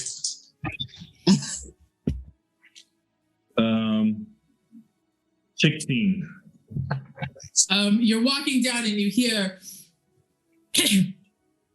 quills, inkwells, the finest you can buy. And you look over and there's like a little stationery shop basically set up. It's got some paper, it's got some quills, it's got some ink. And you can go over there and take a look. Hello, my fine sir. Yeah, hi. Also, hello, again. And to you also. Otis doesn't Hello. respond. Otis, Again? he repeats it in Orcish. Hello, my fine sir. Welcome to the finest of wares. We have quills. This is all in Orcish. We have paper. We have ink. We even have these little funny papers. They're a little bit of blue on the back. You can stick them onto things. Very interesting. Otis looks at Kellen like, what's he grunting about? I have no idea, but I'm starting to think maybe Kellen will say this in front of the guy's face. I'm starting to think we should look for a different paper stall. My apologies. I did not realize you were common speakers. Welcome to my goods. I have paper. I have quills. I have ink. I even have these special little papers with glue on the back that you can stick to things. Very interesting. Who wants note stickies or whatever? Right. I'm looking for 2 lightweight quills and some paper, a new inkwell. Of course. We have these quills. He pulls out this massive quill that's got like a peacock feather. It's ridiculously long and fancy looking. He's like, we have these. And he pulls out another one and it's got it looks like a giant eagle like feather, like one of the smaller, like, I forget what they call those feathers. Like not the main feathers, but the little ones. So it's not as big as like it could be, but it is still pretty large. We also have the raven. It's a crow. And he pulls it out and there's another like much smaller black quill that looks to be pretty light. That's made out of a crow feather. Well, the look's going to go across Otis's face when he hears raven, so. Yeah. Does Kellen notice that? Yeah, he doesn't hide it. He's just gonna look at Otis and be like, am I allowed to get the raven feather quill? And he's gonna like hold the 2, like his current quill and the raven quill, and be like, it's so much lighter. Get whatever you want, Kellen. It's not attached to the bird no more. I just miss my bird. My apologies, Kellen. It is not a raven feather. It is a crow feather. I don't know if that makes any difference. Right. And he's gonna look at Otis. Does it make a difference? Otis shakes his head no. Otis wants to examine the salesperson a little more. Can I make a perception check on him? You absolutely can. Okay. Let me get a good roll today. Whilst he's rolling, he also pulls out several fine inks. One is a like a deep royal blue. One is a dark crimson. One is like a sparkly gold. Looks like it's used by fancy scribes and stuff for important documents. I'm adding my And one is D4 to that, by the way. Absolutely. And then some paper and some vellum. Like he just keeps pulling more and more stuff out. I literally rolled a 2 and a 1, and that's +8. So 11. You're at 11. Yeah. What do you want to see? Just to get a better look at this guy, see if he can pick up on any affiliations or anything about him that particularly stands out. I mean, with an 11, he's not going to get much because he's unusual to Otis, so he's really taking him in. That's true. You really aren't going to get much. He is dwarven, but clean shaven. Interestingly enough, no beard. He's pretty short. He's wearing kind of like this too bright clothing. Like it would make you almost think of like carnival performers or maybe a traveling bard. It's very colorful and kind of mismatched. And then he's got like, I don't know what those hats are called, the really like floppy ones with the feather in them. You know what I'm talking about? Mm-hmm, I do. Like Scanlan or whatever. Got one of those on. I think that's about all you get out of him. Oof. Okay. How much would it be for 3 of these crow feather quills, some paper, and that blue ink? You want 3 of the quills, some blue ink, and paper. Could you be a little bit more specific? I want. Kellen will like immediately be like, okay, fine. I want 1 royal blue inkwell. I want 3 crow feather pens. And I want 13 sheets of parchment. Yes, this can be done. 13 pieces of paper is going to be, let's call it, for you, sir, for you. I will call it 2 gold. The quills. You want 3 quills, you say? Yes. Here I am, cutting off my own nose to spite my face in order to give you the best deal. I will say 2 more gold. The ink, however, it is expensive. 5 gold. So 9 gold total. Yes. I think that he gives that deal to everybody. Does Otis say this? Yeah, he's going to lean over and whisper that to Kellen. To be perfectly frank, my Hefork friend, there's not been very much business today. You are the first person I am giving this offer. I just hope not the last. Well, if you sell this paper, do you sell messaging services or something? Carrier birds? No. Should I? This is an idea. I could create a whole system of posts spanning the continents, sending messages to and fro. I will consider. What I would do. Anyway, he goes, it's what I would do. Anyway, how about 8 gold for the lot? I am cutting my own throat here. Hit him with bless. Okay, true. Bless is pretty obvious, I think. I would let you roll guidance. That would be less obvious. Roll a sleight of hand if you want to make it sneaky. All right, I'm going for it.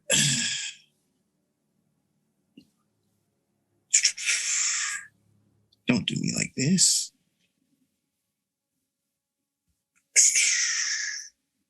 Oh, you've got to be joking. Okay.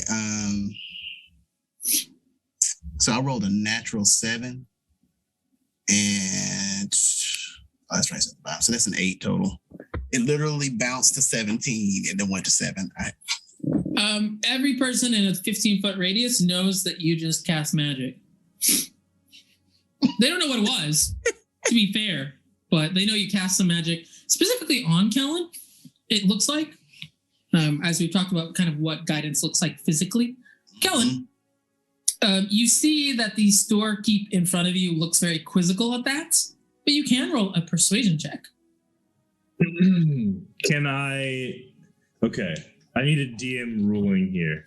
How does the DM feel about clever and creative uses of street level magic without expending spell slots? For example, taking his hands in the way that he would create a gravity well to perform the pulse wave, but just making it like a little like tiny ball of gravitational magic and then letting it dissipate. Basically, what Kellen wants to do is be like, don't worry about it. It's just a street show that we have, and then go, like show him the ball of gravity magic and turn this into more of a deception than a persuasion. You know, I can't say I would allow it every time, but it's too fun to not allow right now. You absolutely can do that in this moment. Let's go. To be honest, I'll even expend a spell slot if I need to. It's just what he would try to do. I mean, if I were going to be really mean about it, what I would say is you would expend a spell slot and then you have to make an Arcana check in order to ensure that you didn't set off a gravity well for real. I mean, there's roughly a 5% chance of that happening, probably, because I have a +10, so... Well, let's roll and see if you don't get in that one. Don't forget your D4. 29 Arcana. It does exactly what you want it to do. And it looks sick. It looks awesome. Where it's like, and I think when you cast gravity wave, or pulse wave, whatever it's called, when you cast it normally, it's kind of a really fast thing. You don't get a chance to really look at it. This is cool. You start thinking about like, I wonder if I could study my own magic like this. If I could cast something and hold it in a moment in time in order to understand the properties underneath it better. Which is a cool little interesting thought.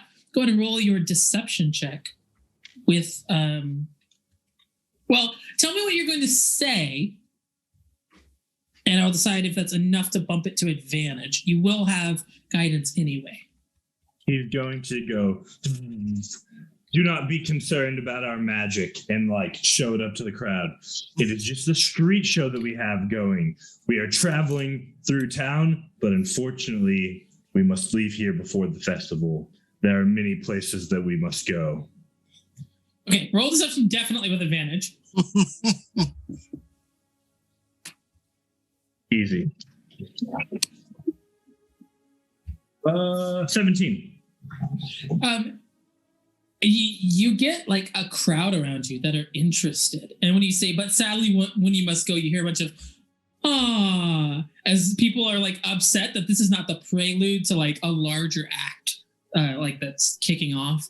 And here's where we really get the sugar tooth salesman in. And he's like, oh, well, perhaps we could continue the show a little bit longer by courtesy of my great friend here.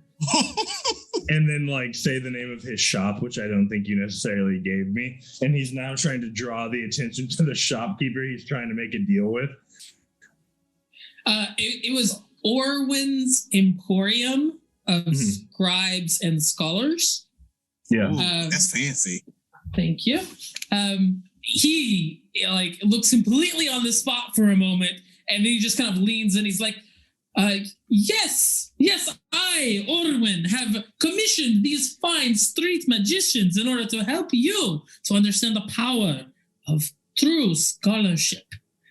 And just kind of like tries to lean in with this bit he doesn't understand what's going on with. He's like, yes, I am a patron of the arts of, and you too can be a patron if you buy. And it works. He didn't have a customer before you came by, and in a short span of time ends up selling quite a few things as as this goes on. And then he as the crowd slowly kind of dies away and goes do other stuff, as your magic kind of concludes, He looks at you and he's taking like the items that you had and kind of has them bundled up together. And he's like, "It's okay, 5 gold." Kellen will hand him 8 gold, give him a smile, and take the things that he has purchased. Are you? This is 8. I only asked for 5. But the deal was 8, and Kellen will nod sagely and then walk away. Huh. Here's something I must think about. A service around the globe with a post, and maybe also some sort of, I don't know. Yo, can magical Otis fund with him just a advertisement. tad? Absolutely. Otis is gonna cast minor illusion and open his palm and make the image of his head. He's like, "Got your hat." Oh, no, not my hat. And his hand goes up to his head, and then he's like, "Wait. Oh, And then you Otis is- a tricky one?" And then Otis is gonna close his hand and have it disappear in a puff of smoke. Go, got him, and then follow Kellen. Let me. Do I hear "ha, got him" as I'm walking away? He Yeah. shouts it.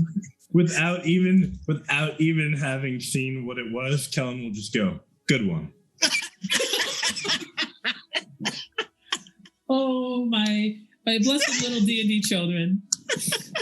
You've invented the infomercial and the postal service, maybe. I love it. All right, so you guys find all of that. You still were looking for a water skin and some rations. I'll say that those are pretty easy to find. There's lots of people selling lots of stuff. So you can go into the general store, you can just look around, and we'll call it a gold for both of those. Okay. And that's just like for a trail ration, or would I get a couple? No, you got 6. Excellent. Is that one water skin or 2? Because Otis is gonna need one. Well, We're gonna call it 2. we're gonna need more than that, honestly. You guys just entertained the city. I think that like people are generally helpful to you now. You've Well, that's a good cultivated thing and a bad reputation. thing. If it's Otis, Aaron, that's a good thing and a bad thing. Yep. I am well aware of the danger of putting any of this in your hands. Micah, I want to jump back to you because you've been quietly sitting at a table with Ardris and Old Kellen, Jorhan, for a while. Was there anything you wanted to accomplish this morning, or anything you wanted to talk to either of them about? Not really. I feel like because Micah was just waiting for Ardris to come back from his trip. I guess he was gathering out a few things. But I do feel like after the meeting that he had yesterday with the tree, he probably would have went back to going past the drawing. And I feel like with him experiencing the idea of want, I feel like he may have been able to get down that perspective head that he was having struggle with before. Absolutely. But yeah, so I feel like once he's done with that, there's like a genuine warm smile on his face. He's like, "Mom." And then from there, he goes back into, wait, do I hear that voice? Yeah, Jorhan is sitting next to you. He's just finished like his breakfast and his coffee, and he looks over your shoulder at what you finished. He's like, "That looks pretty good, kid." Well, thank you. Well, wait, we never talked.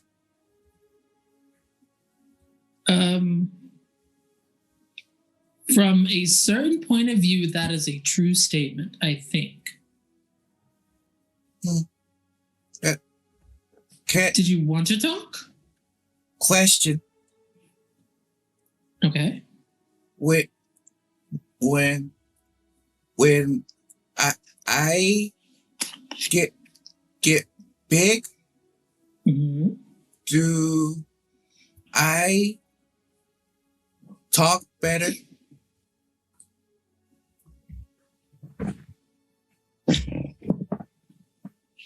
I think maybe you can't see the progress you've already made.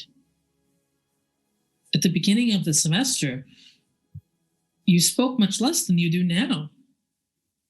I think it's quite possible that that would continue to improve.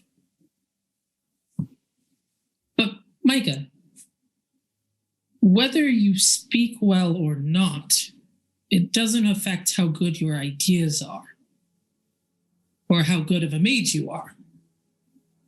You know that, right?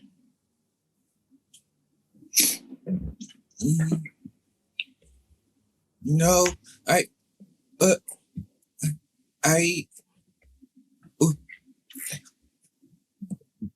people would see me talk weird, like so I don't talk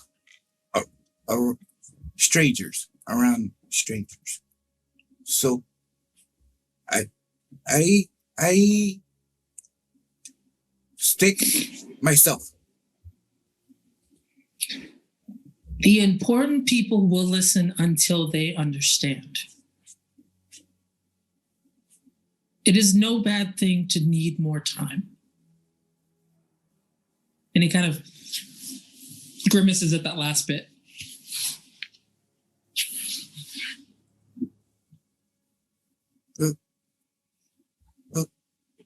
Okay. Thank you. Thank you. What will you come with us? He kind of like stares into his almost empty coffee for a moment. He's like, I want to, but I don't think it's a very good idea. Why? Well, Micah, when you mess with the rules of time, it turns out it also messes with you. So, time is hurting you? I guess you could say it like that. It's not exactly that time is hurting me. It's more that I'm not supposed to be here. Or now.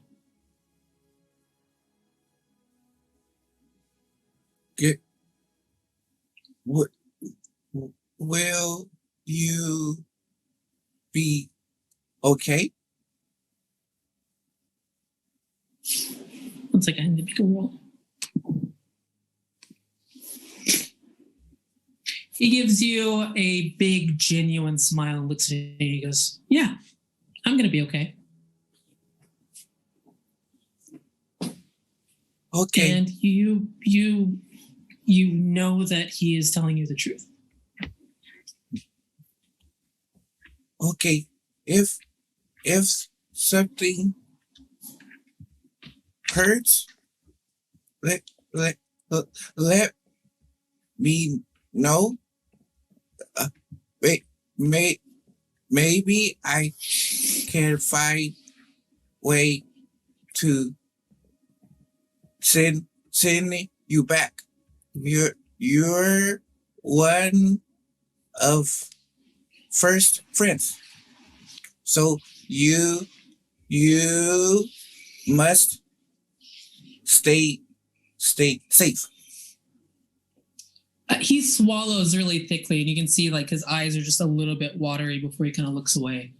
He's like, well, you've protected me quite a few times, haven't you?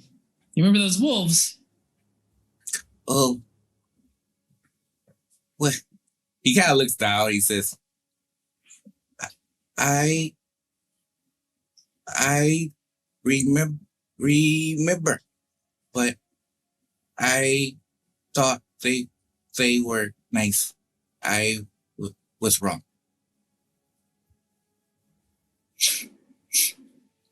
The trick about nice is that it's not the same as good.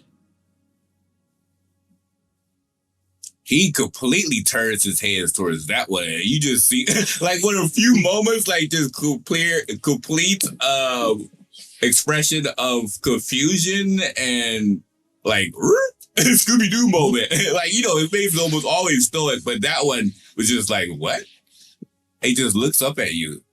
Looks up at Jorhas. This is, huh? Yeah.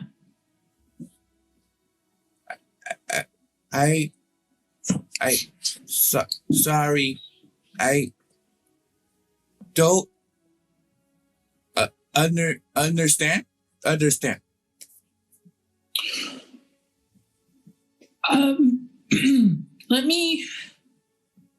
me tell you a story. I had a person in my life who was, well, she didn't like me at all for a long time.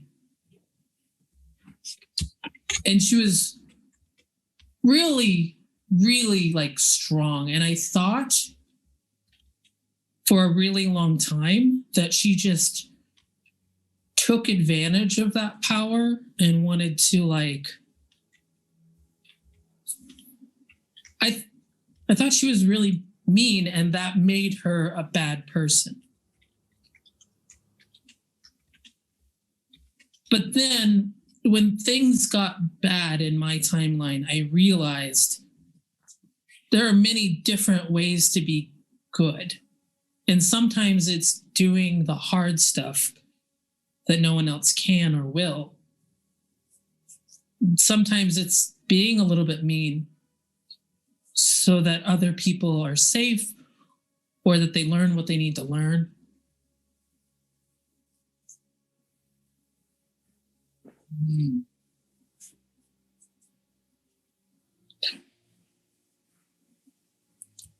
So, okay.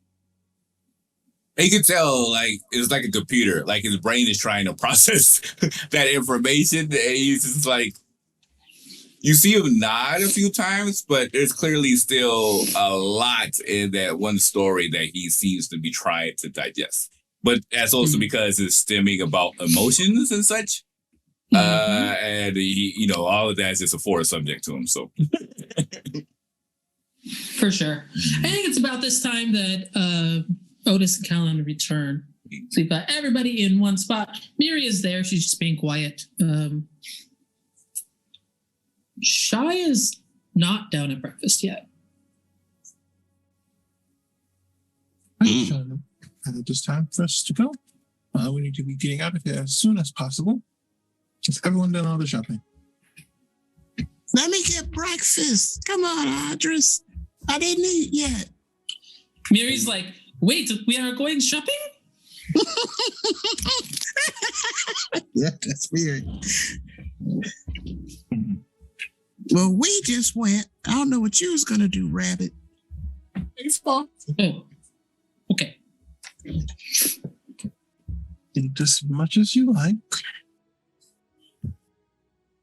Otis starts pigging out. Who's gonna ask for food at the counter and see if he can pig out on it? Joran looks at you, Ardris, and says, so, where are you going? We are going home. No, to my home, to be specifically. The exact routes, I'm a bit partial to striking this one through Aricia, personally. Limits the amount of countries we have to go through, though I have no particular preference. But it's very imperative that we return to my home as quickly as possible.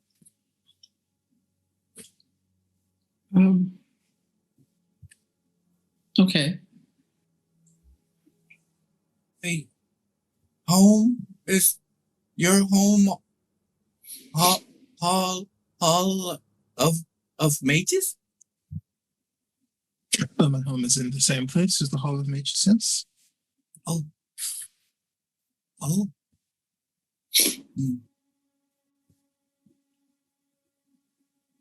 Is Otis sitting there with y'all while you guys are talking this over? Yes. Okay. It's like, so you mean we was gonna go to Audrey's dad's hut? He says with his mouth full. Well, that was the original plan. But then events occurred and we are here instead of there. But we need to get there as quickly as possible.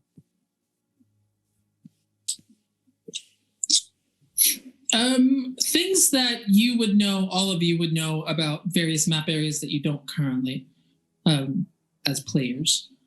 Kellen, your hometown is in Aresia. You know that.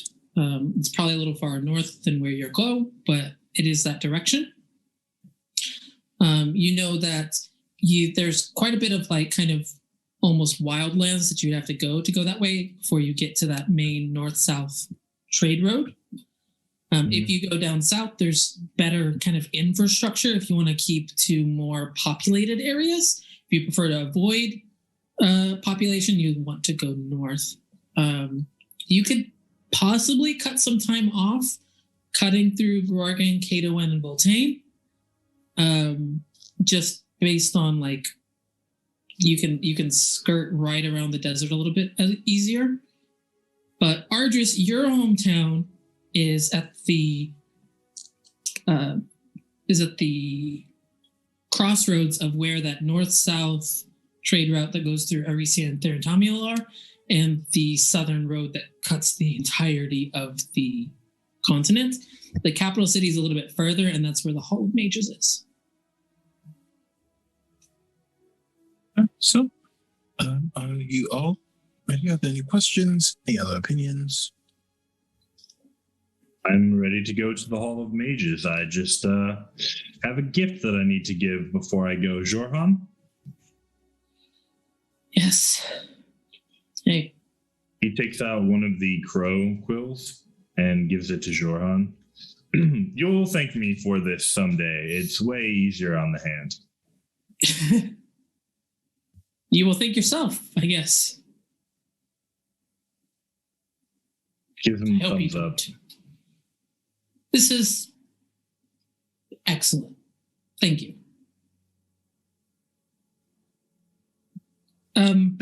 One other thing that might affect your decision about whether to go north or south is that, so there were two groups of students who were evacuated. I mean, two different locations that the students were evacuated. Jordan sort of told you this earlier, but I think it got lost a little bit in the shuffle. One was on the farthest west side of Aresia, and one was down at the bottom of Landris. So that's where the groups of students are coming to head towards Theratamiel. I'm sorry, I said the farthest west. I didn't mean that. I meant like on the coast. Like here is one on the coast in Aresia on that northern trade route, and the other one in Landris is also on a trade road. So you can imagine that the students will be taking those roads to get in. And so what do you all think? Gorgon or Aresia? Aaron, I have a quick question. Yes. Now that Otis is finally looking at some semblance of a map, can he roll to see if he recognizes where he is? Yeah, make a history check. Okay. And I will say you can cast guidance on yourself because you are aware you are doing this. I'm going to need it.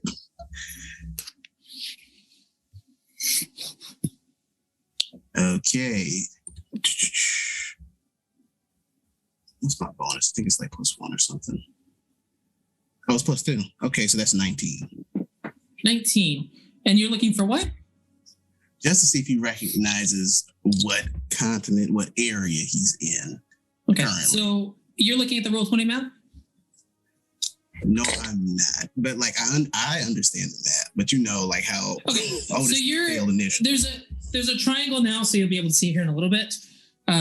It is in Dwellandor, directly next to Aresia, next to the desert, which is in white, just north of Gorgon. And I'm going to add this for everyone else who is watching the map. Oh no, it went to the back. One second, I got to move our map to the back.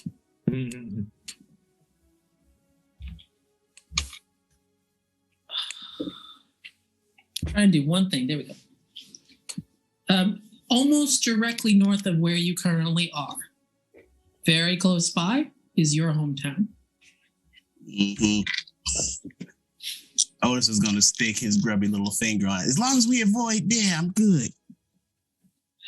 You know, if you want to go to Arisa, you'll be going through that town.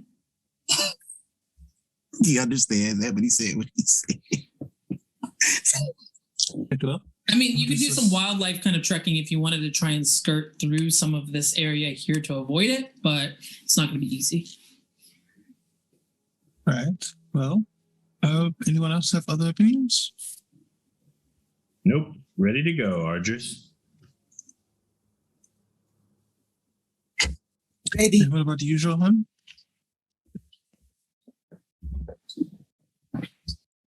Johan, will you be joining us?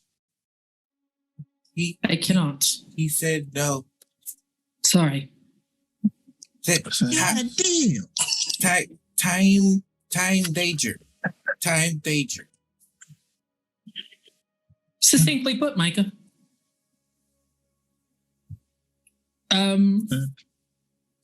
Okay, go ahead. Well, then, it appears the best course of action to avoid this area here on the map would actually be to go down the south. We may also run into some of the students if they were sent to lounges here. Anyone opposed? I still think we should just go through Aricia, but if Otis really wants to go that way, then You know what? If it shortens time, fine. And then he looks. It will not shorten it time. doesn't really, right? It's pretty like equivalent, isn't it? Yeah, it's pretty close to equal. What does it? What to say? We might run out of supplies and need stuff or whatever.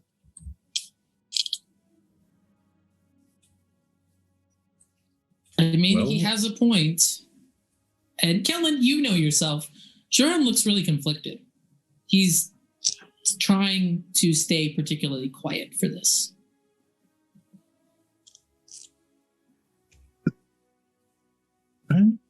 Do I get the sense that I or Jorhan feels like there's a right answer, but he doesn't want to give it to us? You get the sense that Jorhan has the collected knowledge of several decades of events, and he doesn't know if any of them will pop up. So he's like thinking like, oh, if you went there and time is weird, would this thing that happened in my future or my past happen now instead of the 20 years later that it would have happened in my timeline? So he's kind of gauging like, if you went here, what would happen? If you went here, what would happen? Yeah, he's trying to puzzle out not just what happened 40 years ago or 30 years ago or whatever. He's trying to puzzle out what happened in regions that we would pass through any time within the past 30 years. Right. Right. If I could offer a suggestion, we kind of didn't make a decision about this last time. Do you want me to mark where the seals are? Absolutely. There you have it, I guess. We find them, we find them.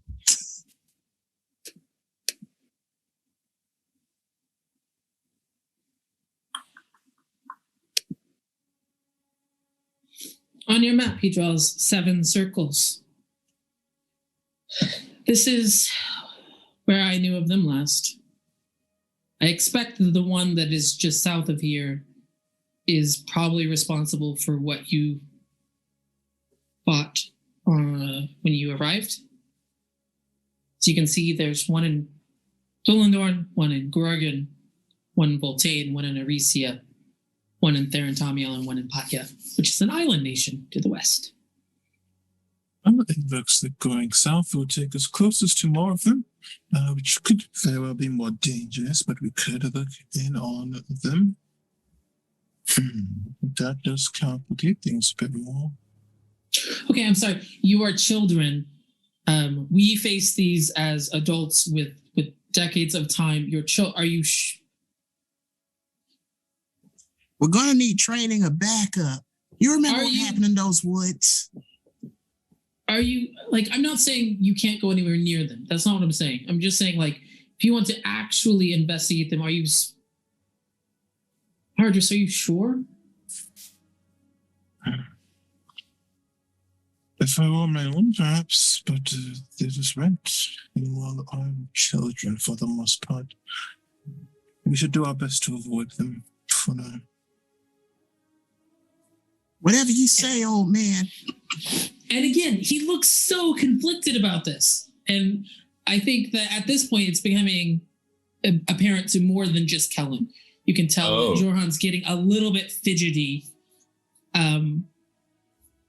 He looks really conflicted. Johan's Okay. body language is going to tip the scales regardless, so you have to gain control over yourself or explain yourself. Just tell us what happens in the South. There are many things that happen in lots of places.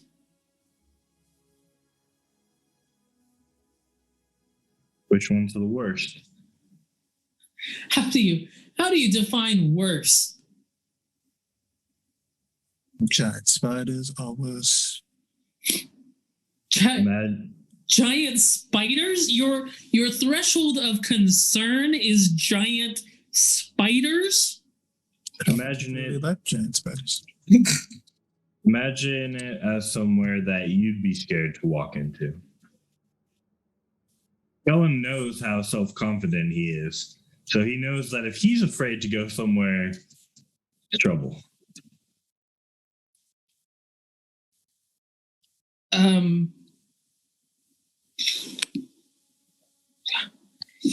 He looks at you and he says, what I would want to revisit the least would be seeing our mentor again. Which I don't know if you remember the conversation we had about this.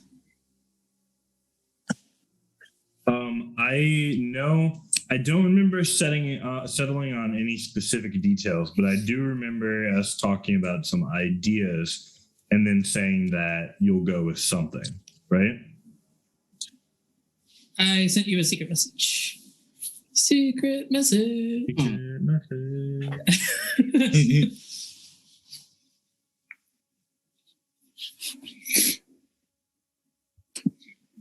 Oh no, I closed my Roll20 back. Yes, I do recall. Yeah.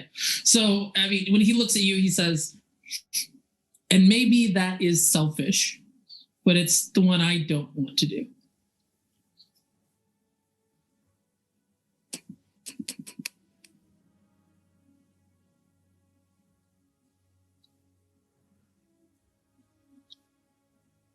Kellen goes, okay. Well, and then he'll look at Ardris. I'm okay with whatever we decide we want to do as a group, but I think wherever I want to go the least is probably somewhere important. Sorry, which direction is that? North or south? Don't believe in where your mentor is particularly. North. All right, well, north it is. Everyone, pack up. We will be leaving in 20 minutes. Yeah, gotta go north.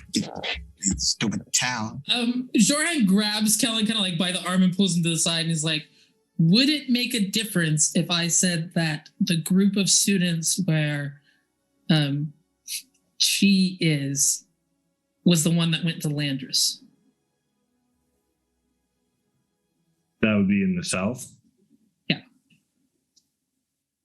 He says that to you privately. He doesn't say that in front of everybody else.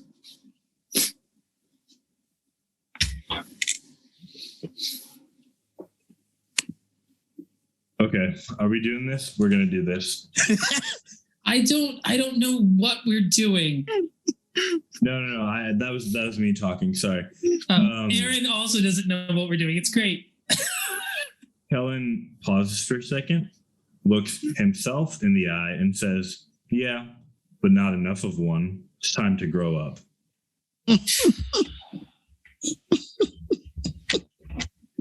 Is that what you think you will accomplish this way? That you'll grow up? Yep. Been there, done that. And he looks at you, and his face. This is maybe the first time, like, Jordan has been really, really careful with everything he's been saying and doing. He's been very differential to what you want because he, the time stuff's super weird. It makes sense that he's playing cautious with it. In just a moment, you see like his eyes harden. And for a second, it is not just yourself that's looking at you. It is a man with decades more experience who's looking back at you and sees you as a child. And a very prodigious mage, among other things. You can see for just a moment, like he's had this affable, and he wears the makeup of Jorhan all the time, but he's also wearing like this mask all the time of like, you know what you sort of planned for your life. You know the kind of skills you would gain. You know that he would likely be very good at this kind of thing, at wearing a mask, at making people understand what he wants to understand. For a second, all of that is stripped away. And he looks at you and he goes, you have no idea what you have. And you want to throw it away for some stupid idea of what it means to grow up? I'm not throwing it away. I'm spending it on something important.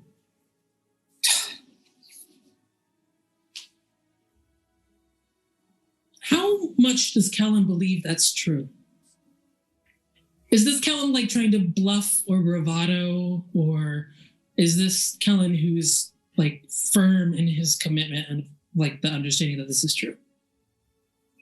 It's like after the conversation yesterday, it's like 90% firm, and then there's the 10% that Jorhan had already kind of referenced that still just wants to be a kid, but knows that he probably can't. He searches your face for a moment, and whatever he sees, all of that like intent and power and kind of severity melts away, and he's back to being the Jorhan who's been hanging out with you for the last 2 days. Is like, well, if you think that's best, I trust me.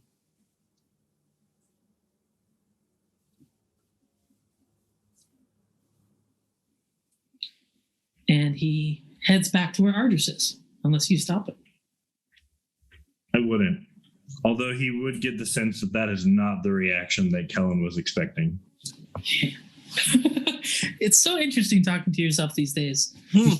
As Jorhan heads over to you, Ardus, I think other people are starting to like gather up stuff, but you prepared way in advance, so you are ready to go. He stops and talks to you and is like, hey, anything I can do to help? I wish I could come with you.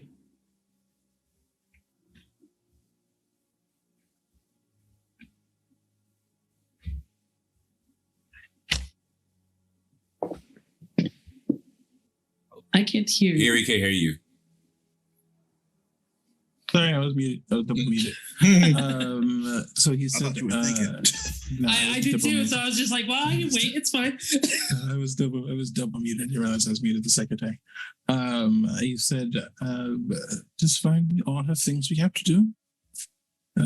So I would appreciate it if we would look after the young ones. They have not cut quite a long enough life to actually know what they're doing. And I'm very concerned that they are going to make some sort of political mistake as we're traveling through these countries. Well, I've got stuff to do. If I can check back in, I will. I'm not really sure that you'll be able to give me a message, but... And he pulls out a wand. It looks oddly familiar. It is not the wand that he spellcasts with. It is identical to the wand that Kellen currently has in his pocket. And he goes, I have no idea if you can have both of these, but I guess it's worth a shot. and passes it over to you. I see. And I will keep it just in case. It's like end of the world level stuff. At least the one I give you. I don't know what would happen with the other one anymore, considering like there's no academy. I don't. Well, then perhaps hopefully we won't need it. Is there anything else I should know? Any particular people that I should be looking for? Any of our fellow students that may be in trouble along this journey? Or is that something else you cannot tell me? I mean, I don't know about the students. Like I said, my academy didn't blow up, so I don't know.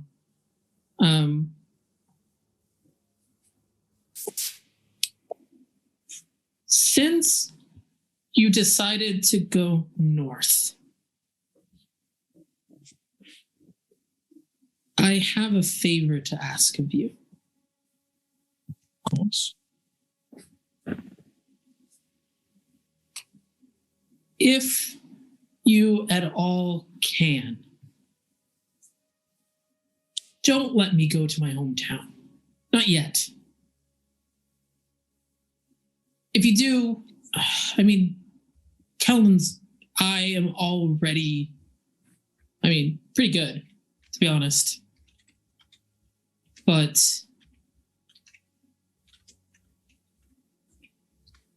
I don't know. If he wants to do it, you can't stop him. You know that, but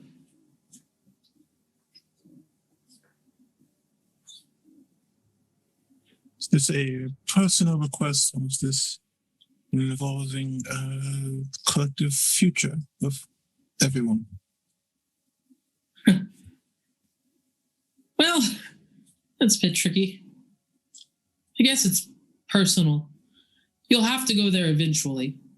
I'm just trying to put it off for a bit.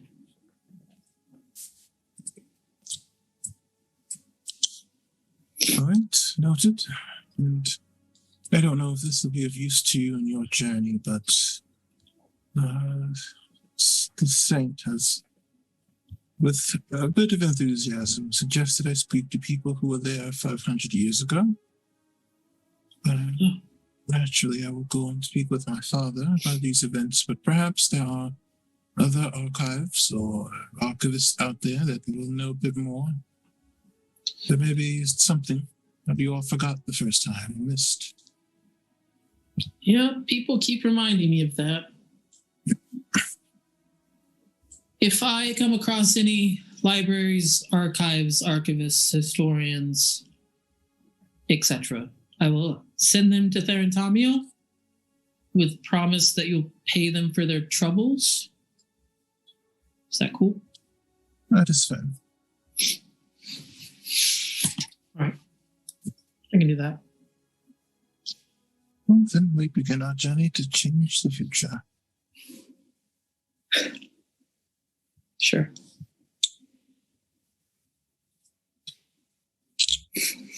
What do you think is the best case scenario? Just curious. Like, what do you think? How do we win? I think we can prevent things from happening. With any luck, we will be able to seal whatever this is away forever this time. However, as my father used to say, hope for the best but plan for the worst case scenario. So we should be prepared to send another person or item back in time again, should we fail. And hopefully the next group will be more capable than this one. Isn't that a terrifying thought that maybe I wasn't the first one? Perhaps it is. But at least it does show that we have never given up.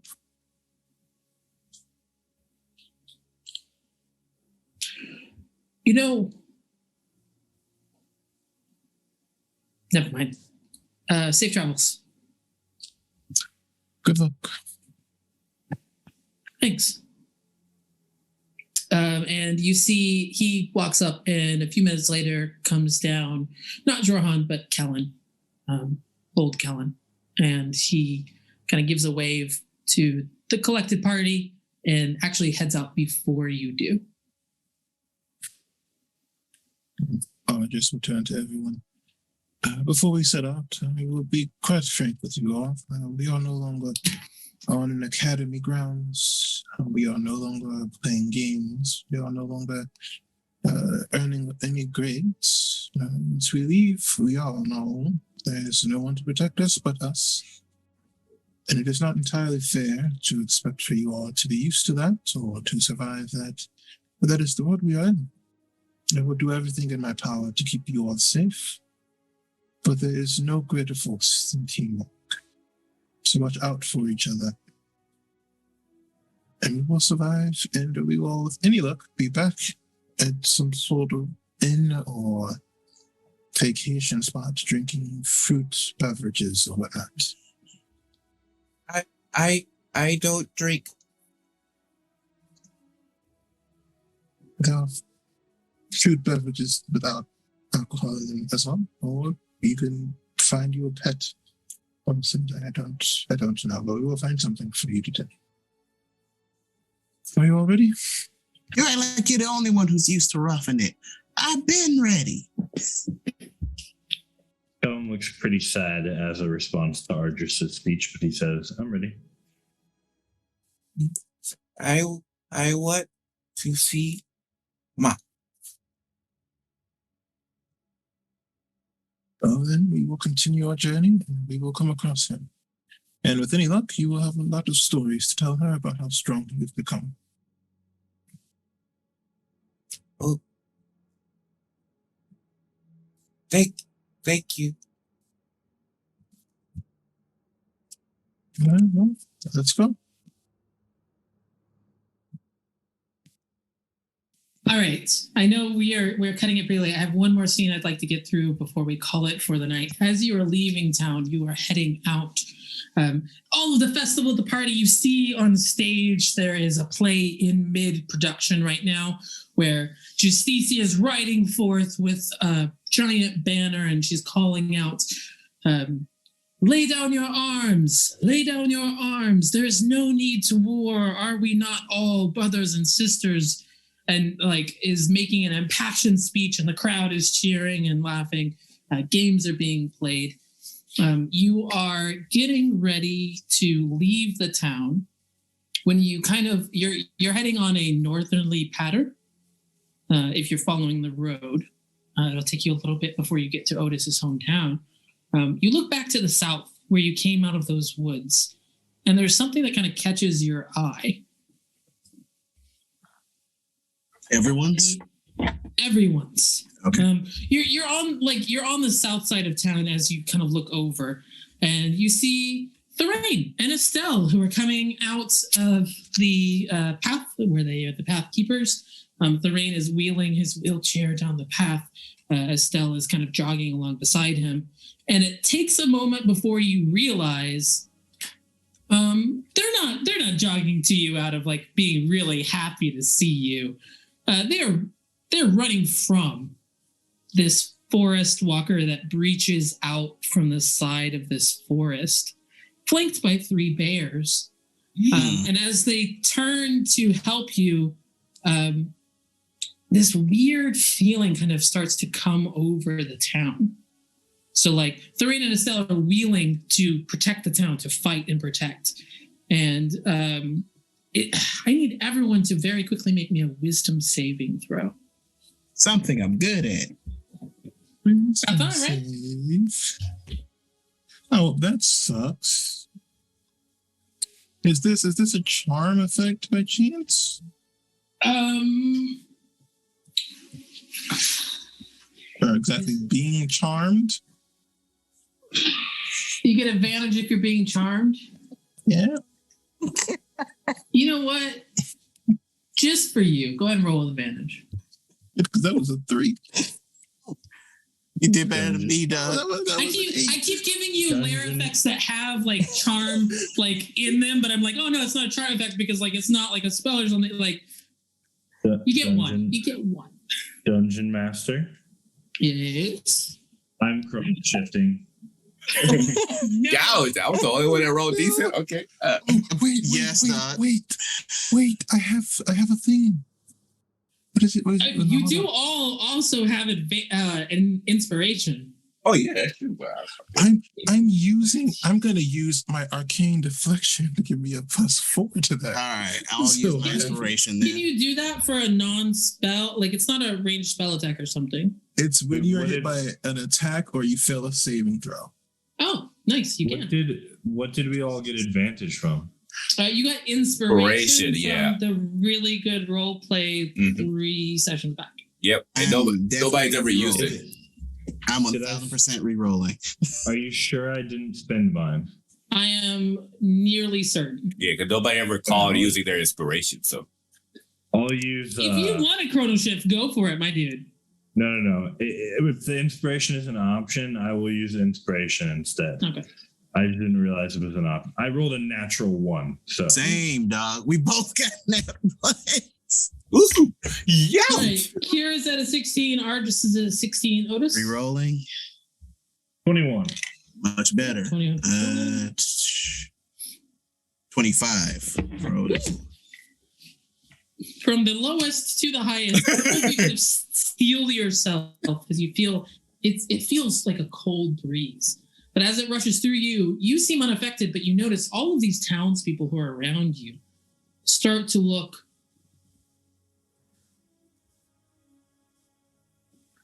timid, cowed. Well, not all of them. A couple look pissed off.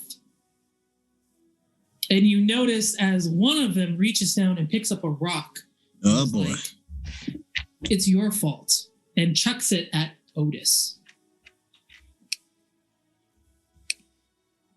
Hey, Otis, does a 21 hit? Absolutely. This rock is screaming through the air at you, and it is a sizable chunk. This is gonna give you a head injury. Like it is. Oh, for it's sure. not like he picked up a pebble and was like, like it looks like it's gonna hurt. Except it doesn't hit you. It doesn't hit you because from the eaves of the inn that you just stepped out of, a bird flies into its path.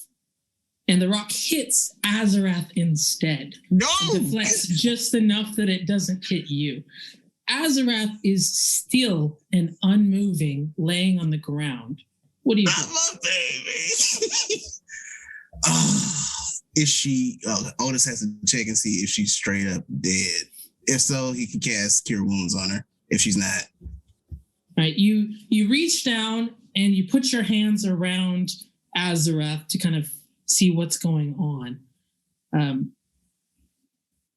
You try to cast. I'm going to ask you to go ahead and expend Cure Wounds for 1. of Because course. I think it's just an emergency kind of response to your words finally come back, and now instead you put your hands around it. You instinctually cast Cure Wounds immediately, and there's no effect. You can feel yourself pushing and pushing and pushing. The ground around where Azarath lays begins to grow and flourish in this deep green, healthy grass as you're pushing all of this druidic magic and energy into that, and it's not working. And you suddenly find yourself back in that tree. Except for this time, you can't feel your body, but you can see the lifeless body of Azarath in the field of nothing. And then that fire begins to roar again. And as it do, you feel in your chest that fire begins to roar in real life. And as the flames consume everything you can see, you feel those flames begin to travel down your arms into your hands. Oh no. In real life, I hope none of you are within 10 feet of Otis, because a flaming sphere erupts surrounding him, quickly disappears immediately. Otis, you blink. You look down, and as you open your hands, Azarath's eyes open. And inside them is flame. Azarath and Nadine have now bonded. This is your enhanced bond with your wildfire spirit. You are now a level 6 druid. Oh my gosh. And I was right not as ready. this battle kicks off with some peasants who are starting to throw rocks at you, this massive forest walker, which is a giant tree with a face that has come out of this corrupted forest, and 3 bears are battling Thorane and Estelle. That's where we're going to stop today's episode. Woo! What? What is this happening? Okay. We're leaving. And then you can't just 1 minute bit of war. Yeah. Please, okay. Wow. Okay. I was not ready for that. So once again, thank you all so much for coming by to the stream. We always appreciate it. If you like what you see here and would like to talk about the campaign, you like to talk with the cast about the characters, want to talk with the DM about what her plans. If you have a spoiler as well as a non-spoiler section, you can join us at our Discord, which should be in chat below, and we would love to see you there. So, of course, we have Lords of Faerun coming back this Saturday, so we look forward to see you all then, and then we'll see you again for next Tuesday. For season 2, episode 5, Rivenwood Academy. Farewell from now. Bye, y'all. Hey.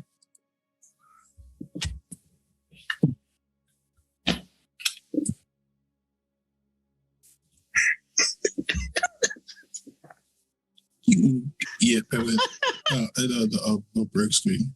Oh no. Okay.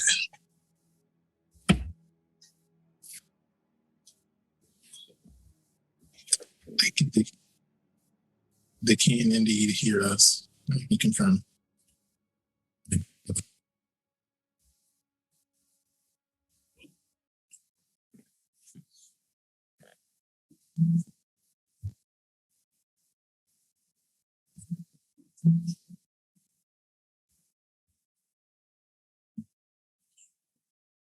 You gonna hit that force close.